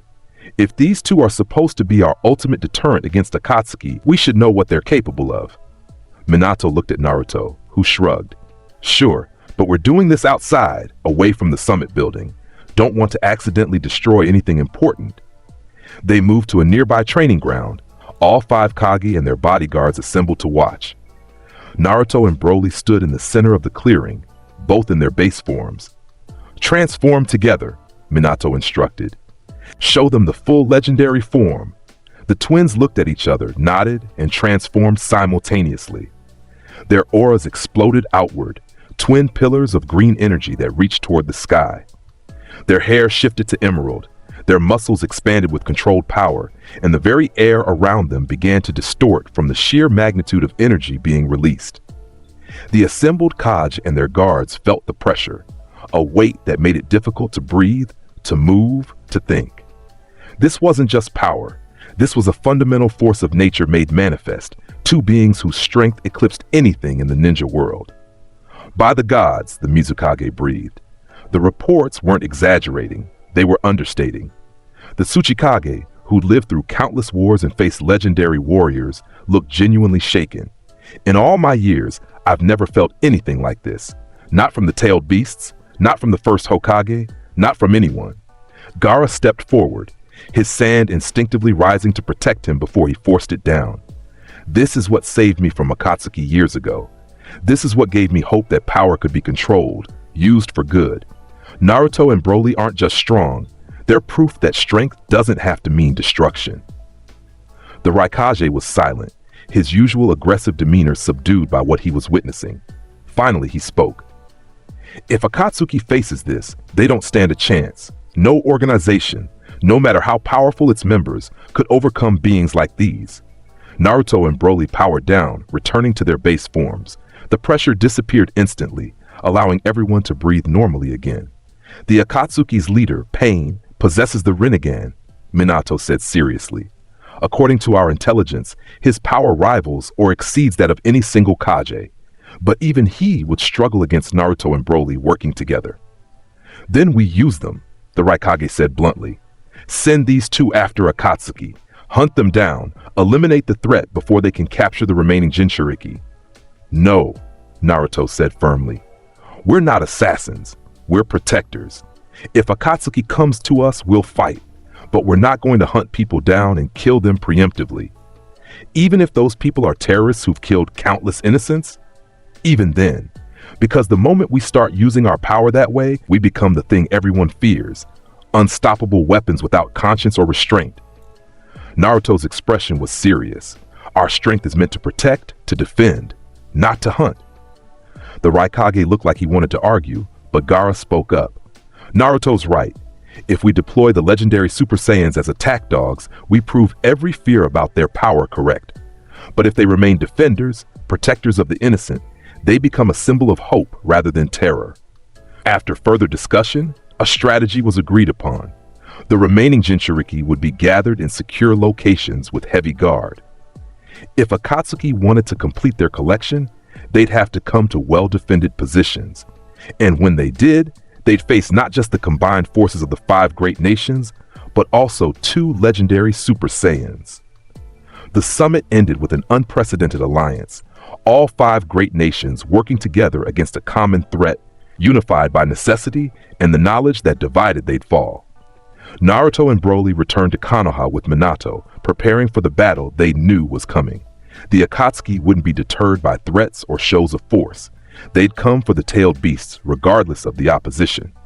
And when they did, they'd learn why challenging legendary Super Saiyans was a fatal mistake. The attack came 2 weeks later. It was early morning when the alarm sounded throughout Konoha. Enemy ninja had been detected approaching from multiple directions, not just approaching, but already breaching the outer defenses. The Akatsuki had come in force, every member deployed simultaneously, just as Pain had planned. Naruto sensed them immediately, 6 powerful energy signatures near the village center, moving with purpose toward the Hokage Tower. Pain had brought his 6 paths, each body wielding a different ability, each one a formidable opponent on its own. But there were more. Itachi and Kasame approaching from the east, Deidara and Sasori from the west, Hidan and Kakuzu from the south. Even members Naruto hadn't encountered before were appearing throughout the village. This wasn't a stealth mission. This was an invasion. "Broly," Naruto called out, sensing his brother already moving to intercept threats. "They're everywhere. I see them." Broly's voice came back through their bond. "I'll handle the south. You focus on their leader." Naruto transformed directly into his legendary form, not bothering with intermediate stages. Green hair, emerald aura, unlimited power. He needed every advantage against Pain's Rinnegan abilities. He shot toward the village center, arriving just as Pain's six paths were confronting Minato.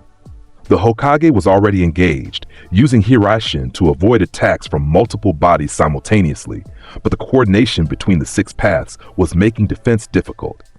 Naruto, Pain's Deva Path, spoke, the one controlling gravity.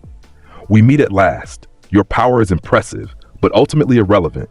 You cannot stop the peace I will bring to this world." Peace through force control and stealing tailed beasts? That's not peace, that's tyranny.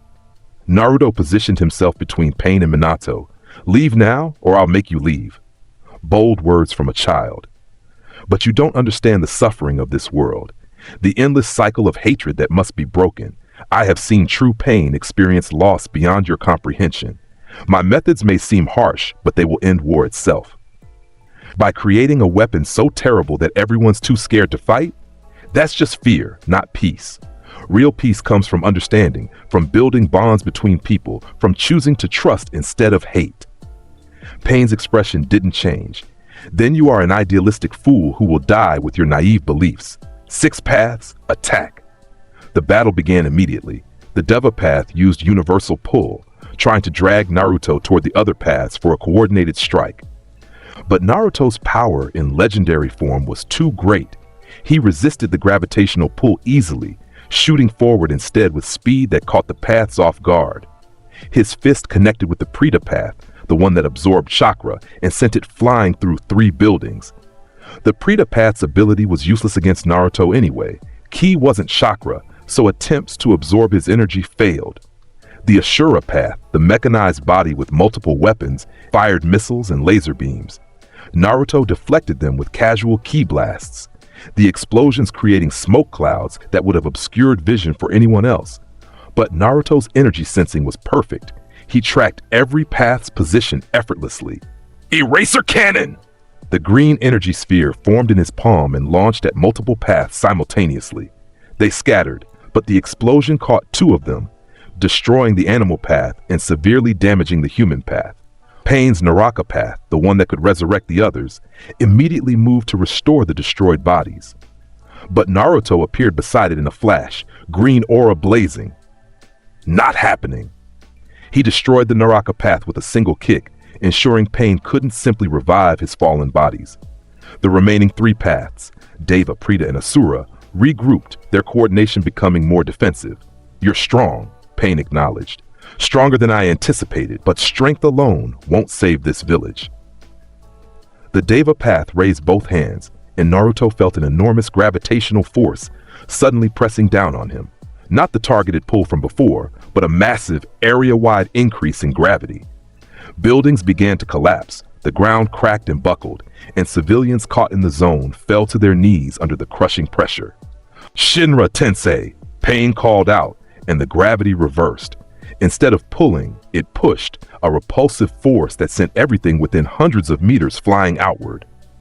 Naruto resisted easily, but he could see the destruction it was causing to the village. "Stop it!" Naruto roared. "Your fight is with me, not with innocent people."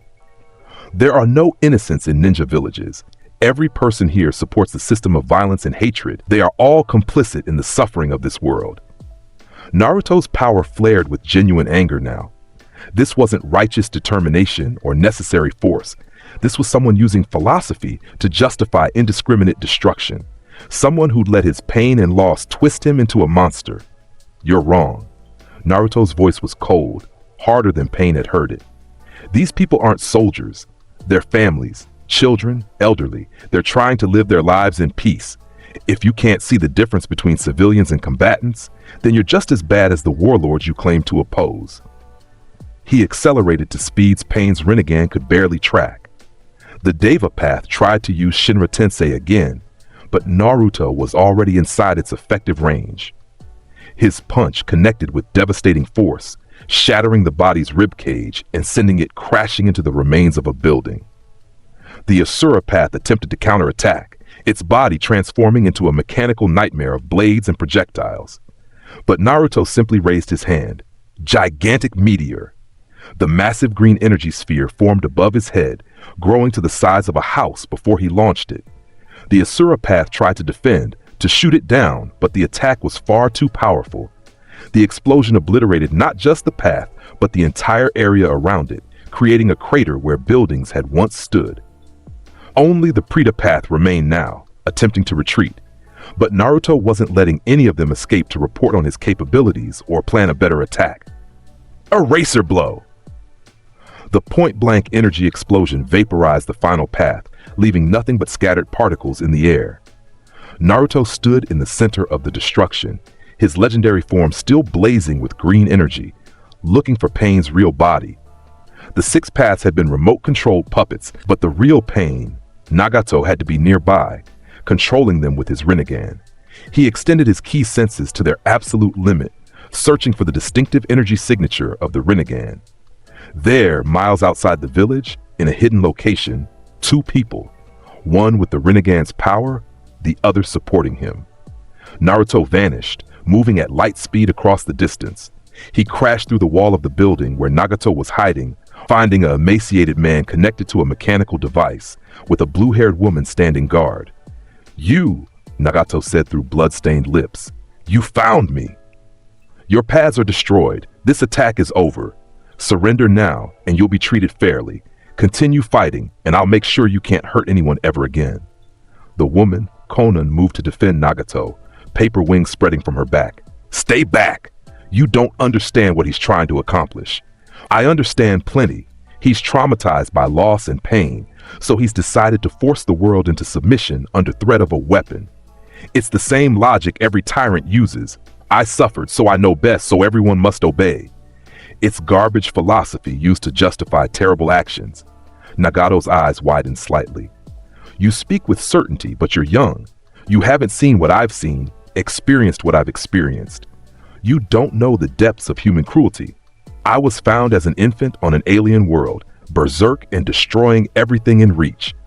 I was raised by someone who could have used me as a weapon, but chose to teach me control instead. I've fought enemies who wanted to enslave me, kill me, use me for their own purposes. I've seen cruelty, Nagato. I just didn't let it define me." Nagato was quiet for a moment, then he began to speak. He told Naruto about his childhood in a war-torn village, about losing his parents, about being manipulated by others. He spoke of his friend Yahiko's death, of the pain that had driven him to create the Akatsuki, of his genuine belief that only through overwhelming force could war be ended. And Naruto listened. Not just heard, listened. Because for all his power, for all his capability to simply destroy this threat and move on, he knew that understanding enemies was important. Not to excuse their actions, but to prevent creating more like them. "Your pain is real," Naruto said when Nagato finished. "Your losses matter, but they don't justify what you've done. Killing innocents, stealing tailed beasts, trying to create a weapon of mass destruction. None of that will bring peace.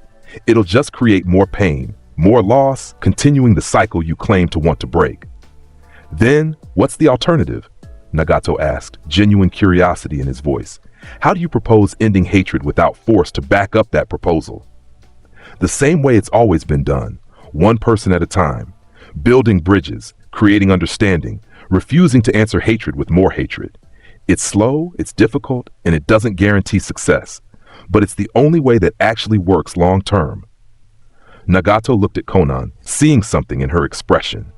She nodded slightly, and he closed his eyes. "You remind me of Yahiko," Nagato said quietly. "He believed in those same ideals. He thought bonds and understanding could change the world. I abandoned those beliefs when he died, convinced myself that his way was too naive, too idealistic. And look where abandoning them got you. Dying in a mechanical chair, having lost everything you fought for, facing an enemy you can't defeat, who's telling you the same things your friend once did. Maybe that's not coincidence.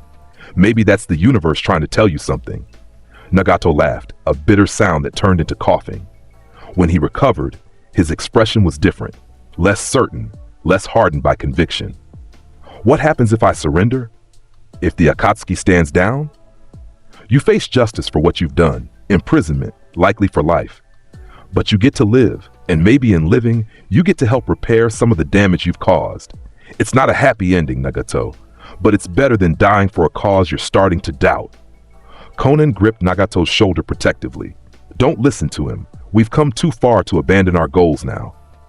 No, Nagato said firmly. He's right, Conan. Somewhere along the way, I became the thing I hated. I let pain corrupt me into a monster. If there's even a chance to undo some of that harm... He looked at Naruto. I surrender. The Akatsuki will stand down. Naruto felt relief wash through him. He could have killed Nagato, should have, by purely tactical standards. The man was a mass murderer, a terrorist who'd caused untold suffering. But giving him a chance at redemption, at helping undo the damage he'd caused, felt more right than summary execution. There's one thing I can do, Nagato said slowly. The Rinnegan has a technique, Rinne Rebirth. It can restore life to those recently dead. If I use it, I can revive everyone who died in today's attack. But the cost is my life. The technique will kill me. Naruto tensed. Don't. We can find another way. No, this is the only way I can begin to atone. The people who died today died because of my actions, my choices. If I can bring them back, give them another chance.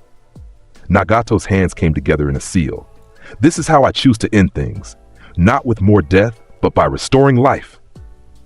Nagato, no! Conan cried out, but he was already performing the technique. Golden light exploded from Nagato's body, spreading outward in waves that washed over Konoha and beyond. Naruto felt it pass through him, a sensation of warmth and life, of restoration and healing. Throughout the village, people who'd fallen in the Akatsuki attack began to stir, their wounds healing, their lives restored. Casualties that should have been permanent were being reversed by the Rinnegan's ultimate technique. And Nagato, having expended his life force completely, slumped forward. The mechanical device supporting him sparked and died. His breathing stopped. No, Conan whispered, cradling his body. You fool, you didn't have to. He did, Naruto said gently, not because anyone forced him, but because it's what he needed to do. He saw a chance to save lives instead of taking them, and he took it. That's actually kind of heroic in a twisted way. Conan looked at Naruto with tear-filled eyes. What happens to me now? That depends. Are you going to continue the Akatsuki's mission, or are you done? She looked at Nagato's body, then at Naruto, then out toward the village that had just been attacked. I'm done. Without Nagato, there is no Akatsuki. The organization dies with him. Then you'll come back to Konoha, help us understand the organization's structure, provide intelligence on the remaining members. In exchange, you'll be treated fairly, given a chance to start over. Conan nodded slowly, accepting the terms. Naruto picked up Nagato's body carefully, respectfully. The man had been an enemy, but in the end he'd chosen redemption over defiance. That deserved acknowledgement. They returned to Konoha to find the village in chaos, but a chaos of relief and wonder. People who'd been dead minutes ago were alive, confused but unharmed. The destruction remained, buildings were still damaged, infrastructure still broken, but the human cost had been reversed. Minato met them at the village gates, his expression a mix of relief and exhaustion. Naruto, I felt that technique, felt what it did. Nagato? Dead. He used the Rinnegan's resurrection ability to undo the deaths he'd caused. This is Conan, his partner. She surrendered and will provide intelligence on the remaining Akatsuki. And the others? The members who attacked alongside Pain's paths? Broly drove off the southern team. I sensed Kakashi and Might Guy engaging the eastern team. The western team retreated when Pain's paths were destroyed.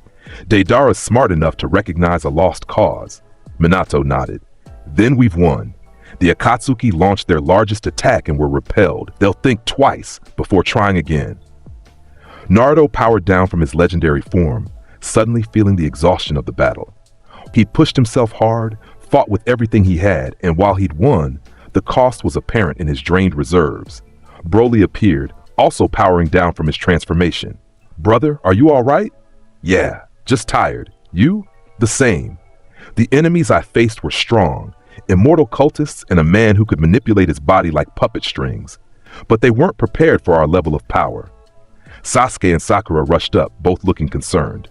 "Naruto, we felt the energy signatures, the explosions. What happened?" Naruto explained briefly. Pain's attack, the destruction of the six paths, Naruto's redemption and sacrifice. As he spoke, he could see the realization dawning on their faces. The Akatsuki, the organization that had threatened the entire ninja world, was effectively broken. "So it's over?" Sakura asked hopefully.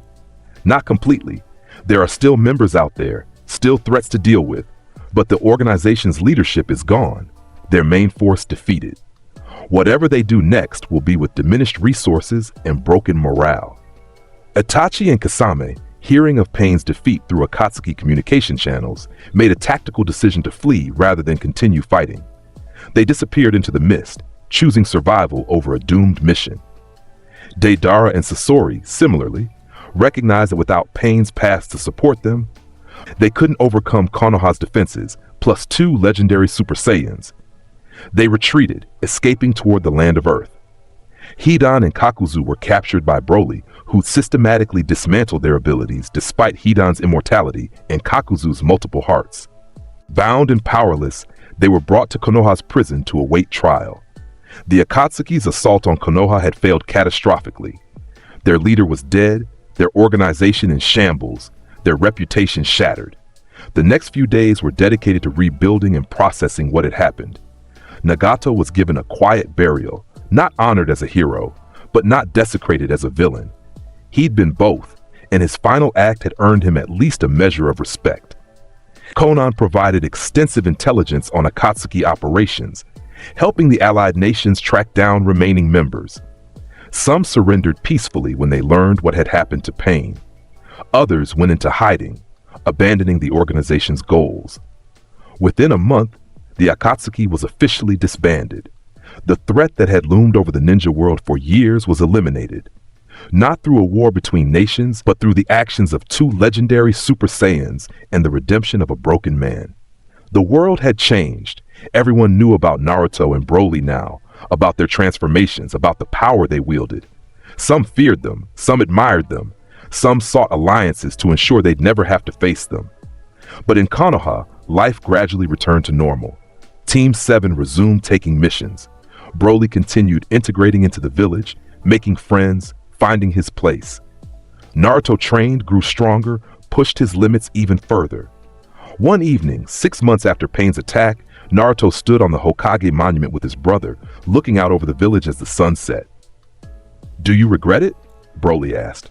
"Coming back here instead of staying in space, exploring the universe?" "Never. This is home. These are my people.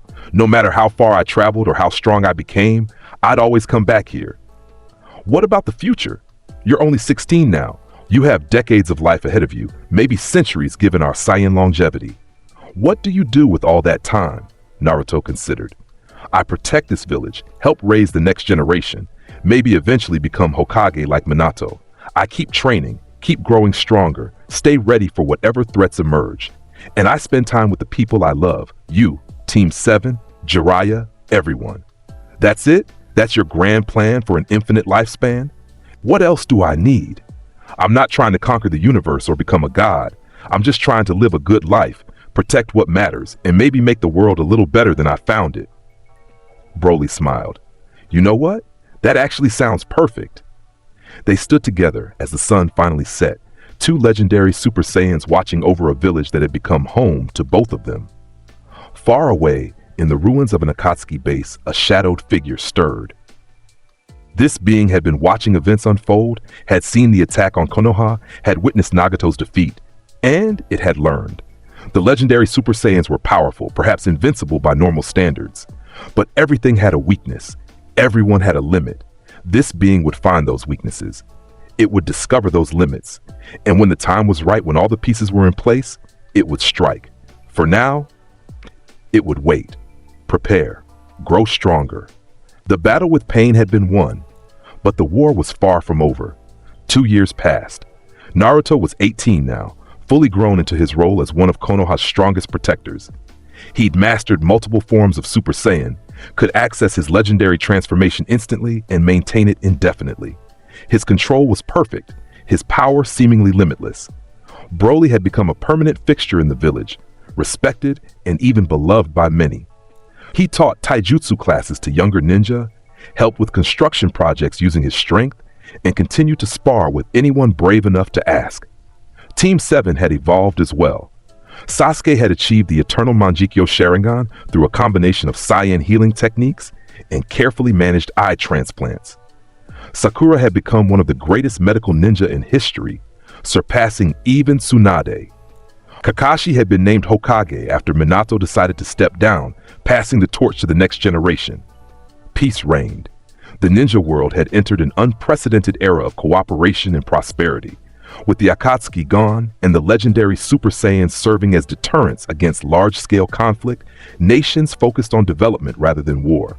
But peace, Naruto had learned, was always temporary. The attack came without warning. Not ninja, not terrorists, not anything from the ninja world at all.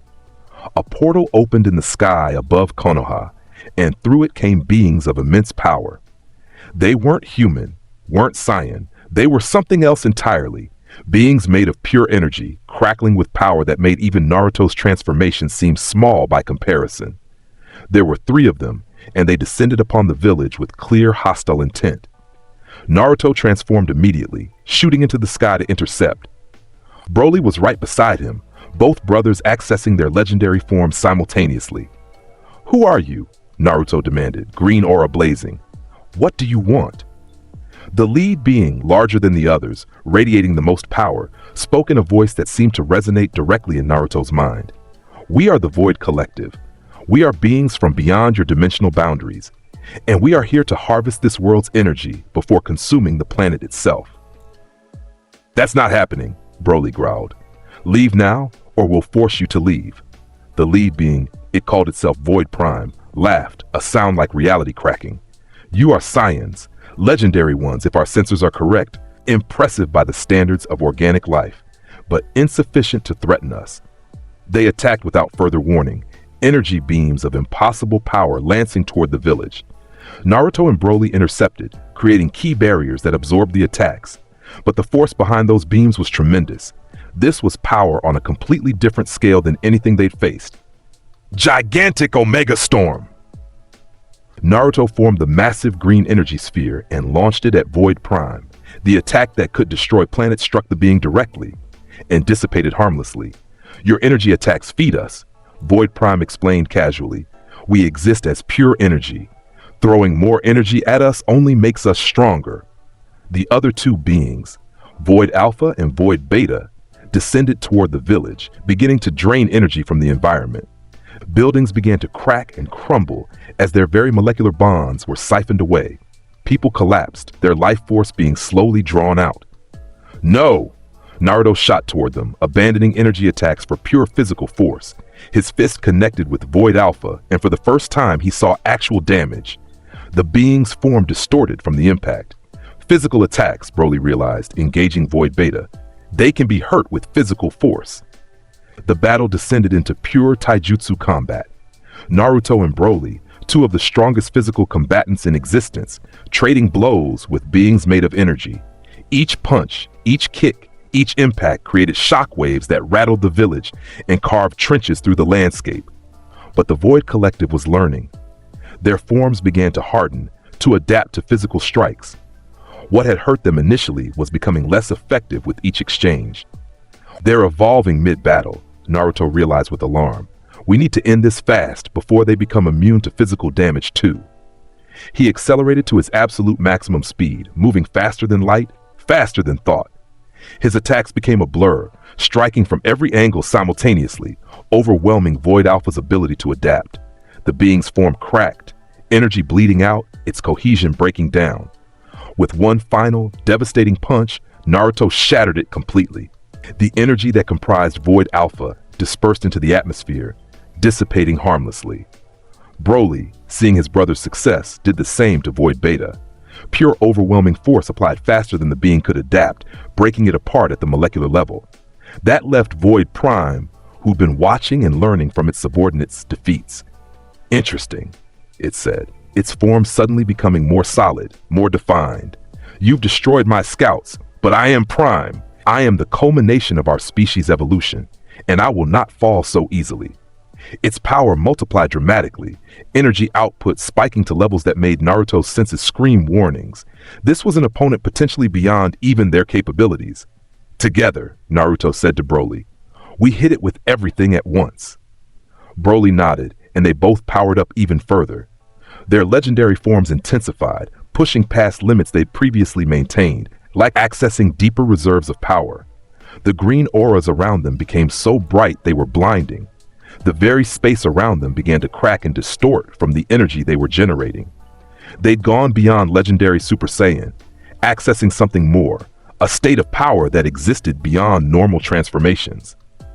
This is it, Naruto said, feeling the power coursing through every cell. This is the true extent of what we can become. They attacked in perfect unison, two legendary Super Saiyans operating as one perfect machine. Their strikes were coordinated at the quantum level, each punch timed to create resonance that amplified the force. They moved with speed that made their previous maximum look stationary. Void Prime tried to adapt, to evolve, to match their power. But there was too much, too fast, too strong. The being's form began to crack under the relentless assault. Impossible, it screamed. We are the apex of evolution. We cannot be defeated by primitive organics. You can, Naruto said coldly, and you will be. He and Broly struck simultaneously, their fists connecting with Void Prime's core. The impact created a shockwave that could be felt across the entire continent, and Void Prime shattered, its energy form breaking apart completely, its consciousness scattered across dimensions. The battle was over. Naruto and Broly floated in the sky above Konoha, both slowly powering down from their advanced states. The village below was damaged but intact, and the people were safe. That was close, Broly said, breathing hard despite their victory. If there'd been more of them, if Void Prime had been stronger. But there weren't, and it wasn't. We won. The village is safe. They descended to find Kakashi, now Hokage, coordinating rebuilding efforts. Minato and Kushina were helping evacuate injured civilians. Sasuke and Sakura were providing emergency medical care. Everyone looked up as the two legendary Super Saiyans landed, relief evident on their faces. Is it over? Kakashi asked. It's over, Naruto confirmed. The Void Collective is destroyed. They won't be coming back. What were they? Beings from beyond our dimension, energy entities that consume planets for fuel. They chose Earth as their next target. Kakashi's visible eye widened, and you stopped them, saved not just the village but the entire planet. That's what we do, Broly said simply. We protect. It's what legendary Super Saiyans are meant for. The rebuilding took weeks. The damage from the Void Collective's brief attack was extensive, though not as catastrophic as it could have been thanks to Naruto and Broly's quick intervention. During the reconstruction, Naruto had time to reflect. He'd been in this world for 18 years now. He'd grown from a berserk infant to one of the strongest beings in existence. He'd made friends, formed bonds, built a life. But the appearance of the Void Collective raised troubling questions. If beings from other dimensions could find Earth, could more threats be coming? Was the planet safe? Or was it just a matter of time before the next cosmic-level danger appeared? Jiraiya found him one evening, sitting on the Hokage monument, lost in thought. Penny for your thoughts, kiddo? Naruto smiled. The old man still called him that, even though Naruto was now taller and arguably more powerful than any being Jiraiya had encountered. Just thinking about the future, about what comes next. I've gotten so strong, achieved things I never thought possible. But there are still threats out there, still challenges. When does it end? It doesn't, Jiraiya said honestly. There will always be another challenge, another threat, another battle. That's life, especially for someone with your power, but that's not a bad thing, Naruto. It means you'll always have purpose, always have something to protect. I guess it's just, sometimes I wonder if I could have prevented some of this, if I'd trained harder, grown stronger faster. You'd have burned yourself out trying to be everywhere, fix everything. You're powerful, Naruto, but you're not omnipotent. You can't save everyone from everything. What you can do is be ready when threats appear, fight with everything you have, and protect what matters most. Naruto absorbed this wisdom. Thanks, old man. Anytime, kiddo. That's what I'm here for. Another year passed. Naruto turned 19, then 20. He continued to grow stronger, though the growth was more refinement than transformation now. He'd achieved the pinnacle of Saiyan power. Further development was about control and efficiency, rather than accessing new forms. Broly remained in Konoha, now considered as much a native as anyone born there. He'd even started developing his own students, training promising young ninja in advanced taijutsu and physical conditioning. Team 7 had officially disbanded as a Genin team, but the bonds remained. They took missions together occasionally, more for nostalgia than necessity. Sasuke had become one of Konoha's elite jonin, leading his own teams. Sakura ran the hospital, continuing Tsunade's legacy of medical excellence. And Naruto had become something more than just a ninja. He was a symbol, a living representation of what Konoha stood for: strength used to protect, power tempered with compassion, the ability to devastate planets wielded by someone who chose to build rather than destroy.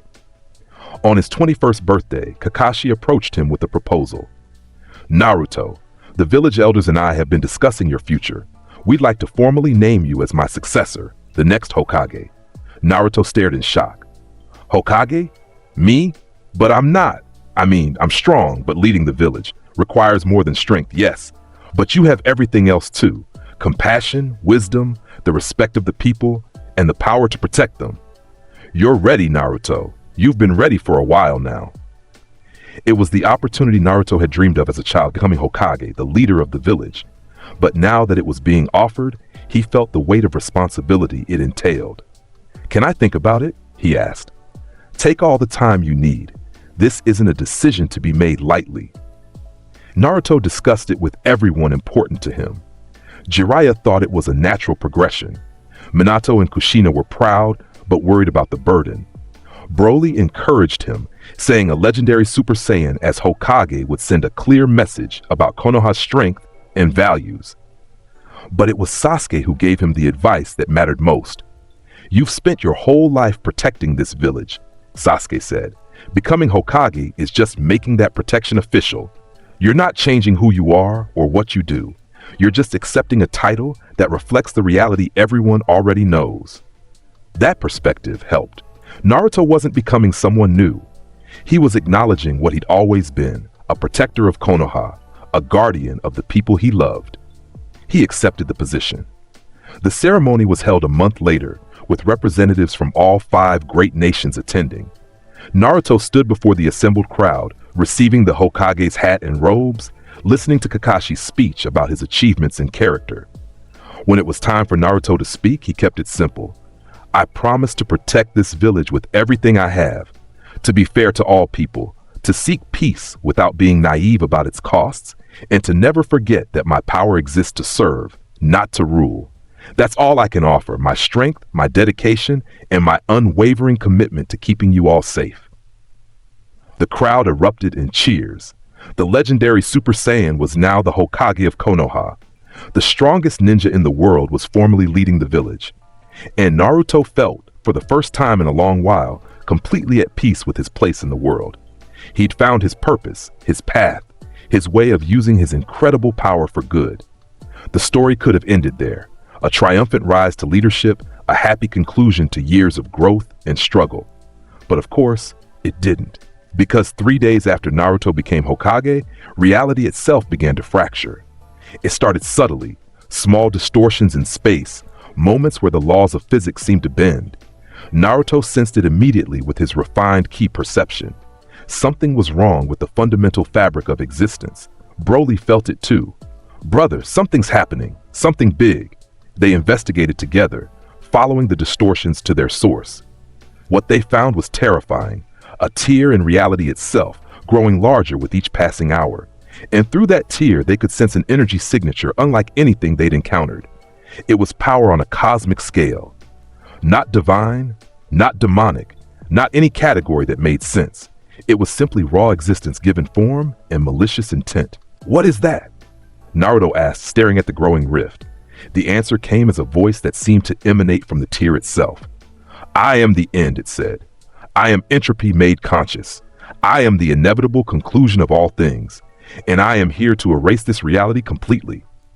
The being that emerged from the rift was indescribable. It had no fixed form, shifting constantly between states of matter and energy. Its presence distorted everything around it. Time moved slower near it. Space warped and twisted. The very concept of existence seemed uncertain. You cannot stop me, it continued. I am not a threat to be fought. I am a natural law to be accepted. This universe has existed for billions of years. That is enough. It is time for it to end. Naruto transformed immediately into his legendary form, Broly matching him. Together, they attacked with everything they had. Physical strikes, energy blasts, techniques they developed over years of training. Nothing worked. The end simply existed beyond their ability to affect it. Attacks passed through it harmlessly. It wasn't dodging or defending. It simply was not where the attacks were, as if it existed slightly outside of normal reality. You are strong, it acknowledged. The strongest beings in this universe, perhaps. But strength is meaningless against inevitability. You cannot punch entropy. You cannot blast away the end of all things. Naruto felt despair creeping in. This was an enemy they couldn't fight, couldn't defeat. All their power, all their training, all their growth, none of it mattered against something that existed beyond the rules of reality. There has to be a way, he said desperately. Everything has a weakness, a way to be stopped. Does it? The end drifted closer. Your Saiyan power comes from your biology, from the cells of your body. My existence comes from the nature of reality itself. We are not comparable. You are a temporary phenomenon. I am eternal. Broly grabbed Naruto's arm. We need to retreat. Regroup, think, find a strategy. There is no strategy against me, the end said. There is only acceptance. You can die fighting uselessly, or you can spend your last moments with those you love. That is the only choice I offer. For the first time since unlocking his Saiyan heritage, Naruto felt truly powerless. He'd faced impossible odds before and overcome them through determination and strength. But this was different. This was fighting against the universe itself. They retreated to Konoha, where Naruto called an emergency meeting. Every Jonin, every leader, everyone with power or influence gathered to hear what he discovered. Reality is ending, Naruto said bluntly. There's an entity, the end, that's come to erase our universe. I can't fight it. Broly can't fight it. I don't think anyone can. The room erupted in chaos, panic, denial, desperate questions. But Kakashi, ever pragmatic, cut through the noise. If we can't fight it, can we escape it? Leave this reality for another? Naruto considered. Maybe. If we could open a portal to another dimension, evacuate everyone. How many people? Sakura asked. The whole village? The whole nation? The whole world? As many as we can save. What followed was the most desperate operation in Konoha's history. Every ninja with spatial abilities, every seal master, every expert in dimensional jutsu was mobilized. They worked frantically to create a portal large and stable enough to evacuate civilians. Naruto and Broly stood guard, watching as the end slowly consumed reality. It moved through the world like a wave, erasing everything it touched. Mountains, forests, entire cities, all disappeared as if they'd never existed. Will we make it in time? Broly asked. We have to, Naruto replied grimly. But even as the portal took shape, even as the first evacuees began passing through to safety in another dimension, Naruto knew the truth. They couldn't save everyone. Time was running out. The end reached the outskirts of Konoha just as the evacuation was halfway complete. Naruto felt his heart breaking as he realized what had to happen. Broly, he said quietly, take everyone through the portal. Lead them to safety. What about you? Someone needs to buy time for the evacuation to finish. Someone needs to hold the end back as long as possible. Naruto's green aura blazed brighter than ever. That's me. No, we fight together. We've always fought together. Not this time, brother. This time, I need you to save everyone I can't reach. Be the protector they need when I'm gone. Broly's eyes widened with realization. You're not planning to come back. I can't. Someone has to stay behind, hold the end's attention, give everyone else a chance. Naruto smiled, though tears were streaming down his face. It's okay. I've lived a good life, loved good people, made a difference. That's enough. Naruto, Please, Broly, let me do this. Let me save them. The brothers embraced, both of them crying now. Then Broly pulled back, nodded once, and shot toward the portal to help with the final evacuations. Naruto turned to face the end alone. The entity had paused, watching the evacuation with what might have been curiosity. You send them away, but where will they go? I will consume all realities eventually. They only delay the inevitable. Maybe, but delay is better than immediate death. Every moment they live, every breath they take, every memory they make, those matter. Even if the end comes eventually, the time between now and then has value. Interesting philosophy from someone about to die. Naruto transformed into his legendary form one final time, pushing his power to its absolute maximum. Every technique he'd learned, every bit of strength he'd accumulated, every ounce of determination he possessed, all of it channeled into one final stand. I'm not trying to kill you, he said. I know I can't, but I can annoy you. I can distract you. I can make you focus on me instead of them long enough for everyone to escape. The end seemed to consider this. Then it moved forward and Naruto attacked. He knew it was futile, knew his strikes wouldn't connect, his energy attacks wouldn't land. But he fought anyway because that's what he did. Because even in the face of absolute defeat, even against an enemy that couldn't be harmed, he refused to give up. Minutes passed, then hours. Naruto fought with everything he had, and the end endured his assault with patient inevitability. Behind him, through the portal, the last evacuees were passing through. Jiraiya, Minato, Kushina, Sasuke, Sakura, Kakashi, everyone he loved, everyone he'd sworn to protect. They were safe now, beginning new lives in a new reality. They're through. Broly's voice came to him across their bond. Everyone's safe. You can stop now, brother. Come through the portal before it closes. Naruto looked back at the swirling gateway to safety, then at the end still advancing toward him. No, he said quietly. If I go through, it follows. The only way to keep them safe is to keep it here. Naruto, you'll die. I know, but they'll live. That's what matters. He could feel the portal beginning to close, the connection between dimensions fading. In moments it would seal completely, trapping him here with the end. Naruto thought of everyone he'd known, everyone he'd loved. He thought of Jiraiya finding a berserk infant and seeing potential instead of destruction. He thought of Minato and Kushina accepting him as their son. He thought of Team 7's adventures, of growing stronger alongside Sasuke and Sakura. He thought of finding Broly, learning his heritage, understanding what it meant to be a legendary Super Saiyan. He'd lived a good life, a meaningful life. And now at the end, he was using his power exactly as it should be used to protect those who couldn't protect themselves. The portal sealed shut with a flash of light. Naruto stood alone in a dying reality, facing an enemy that couldn't be defeated. And he smiled. All right, he said to the end. It's just you and me now. Let's see how long I can keep you entertained. The end paused, and for the first time, Naruto sensed something like respect in its presence. You choose this willingly. Sacrifice yourself for others who will eventually face me anyway. Why? Because the time between now and eventually matters. Because every life saved is worth the cost. Because that's what it means to be strong, not the ability to destroy, but the willingness to give everything to protect what you love. You are a curious being, Legendary Super Saiyan. Very well. I will grant you what you wish. A prolonged battle, a final stand worthy of your power. And when you fall, when entropy finally claims you, know that you face the inevitable with courage. They clashed then, in the dying moments of a doomed reality. Naruto fought with everything he had, every technique, every transformation, every ounce of determination. He couldn't win, couldn't survive, couldn't change the outcome, but he could make it mean something. In another dimension, a new reality where refugees from a dying universe were building new lives, Broly stood with the evacuees and felt the exact moment his brother's energy signature vanished. Tears streamed down his face as he whispered, "Goodbye, Naruto. Thank you for everything." Jiraiya, Minato, Kushina, Sasuke, Sakura, Kakashi, everyone who'd known and loved Naruto felt that absence, that sudden emptiness where his presence had always been. The legendary Super Saiyan of Konoha was gone, but his legacy remained. In the months that followed, the refugees established a new village in this unfamiliar dimension.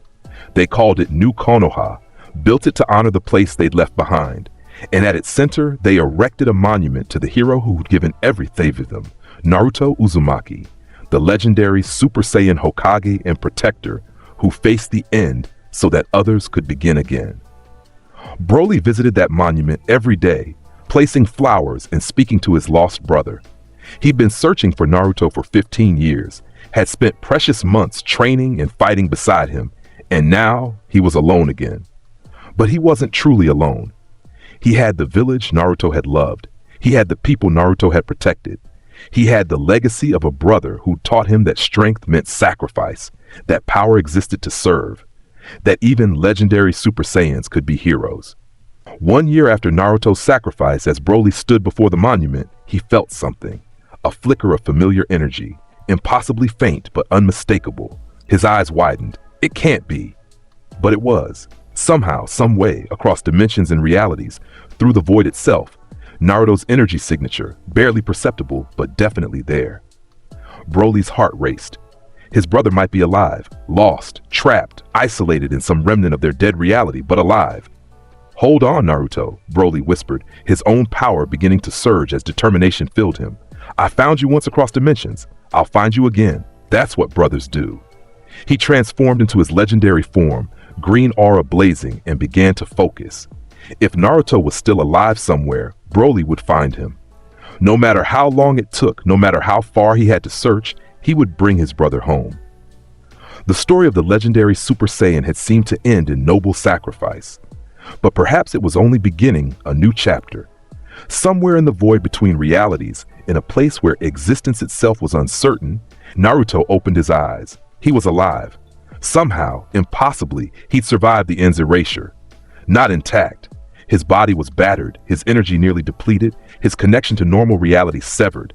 But his consciousness remained, his will to protect enduring even in this impossible place. "I'm not done yet," he said to the emptiness surrounding him. "Broly, everyone, I'm not done protecting you." His green aura flickered to life in the void, a beacon of determination against the infinite darkness. The legendary Super Saiyan would return, and when he did, he'd be stronger than ever before. The end. And that's the power of a Naruto who channels Broly's strength without losing himself, a force balanced between heart and havoc. If that gave you chills, hit like, subscribe, and join the community for more epic What If anime rewrites.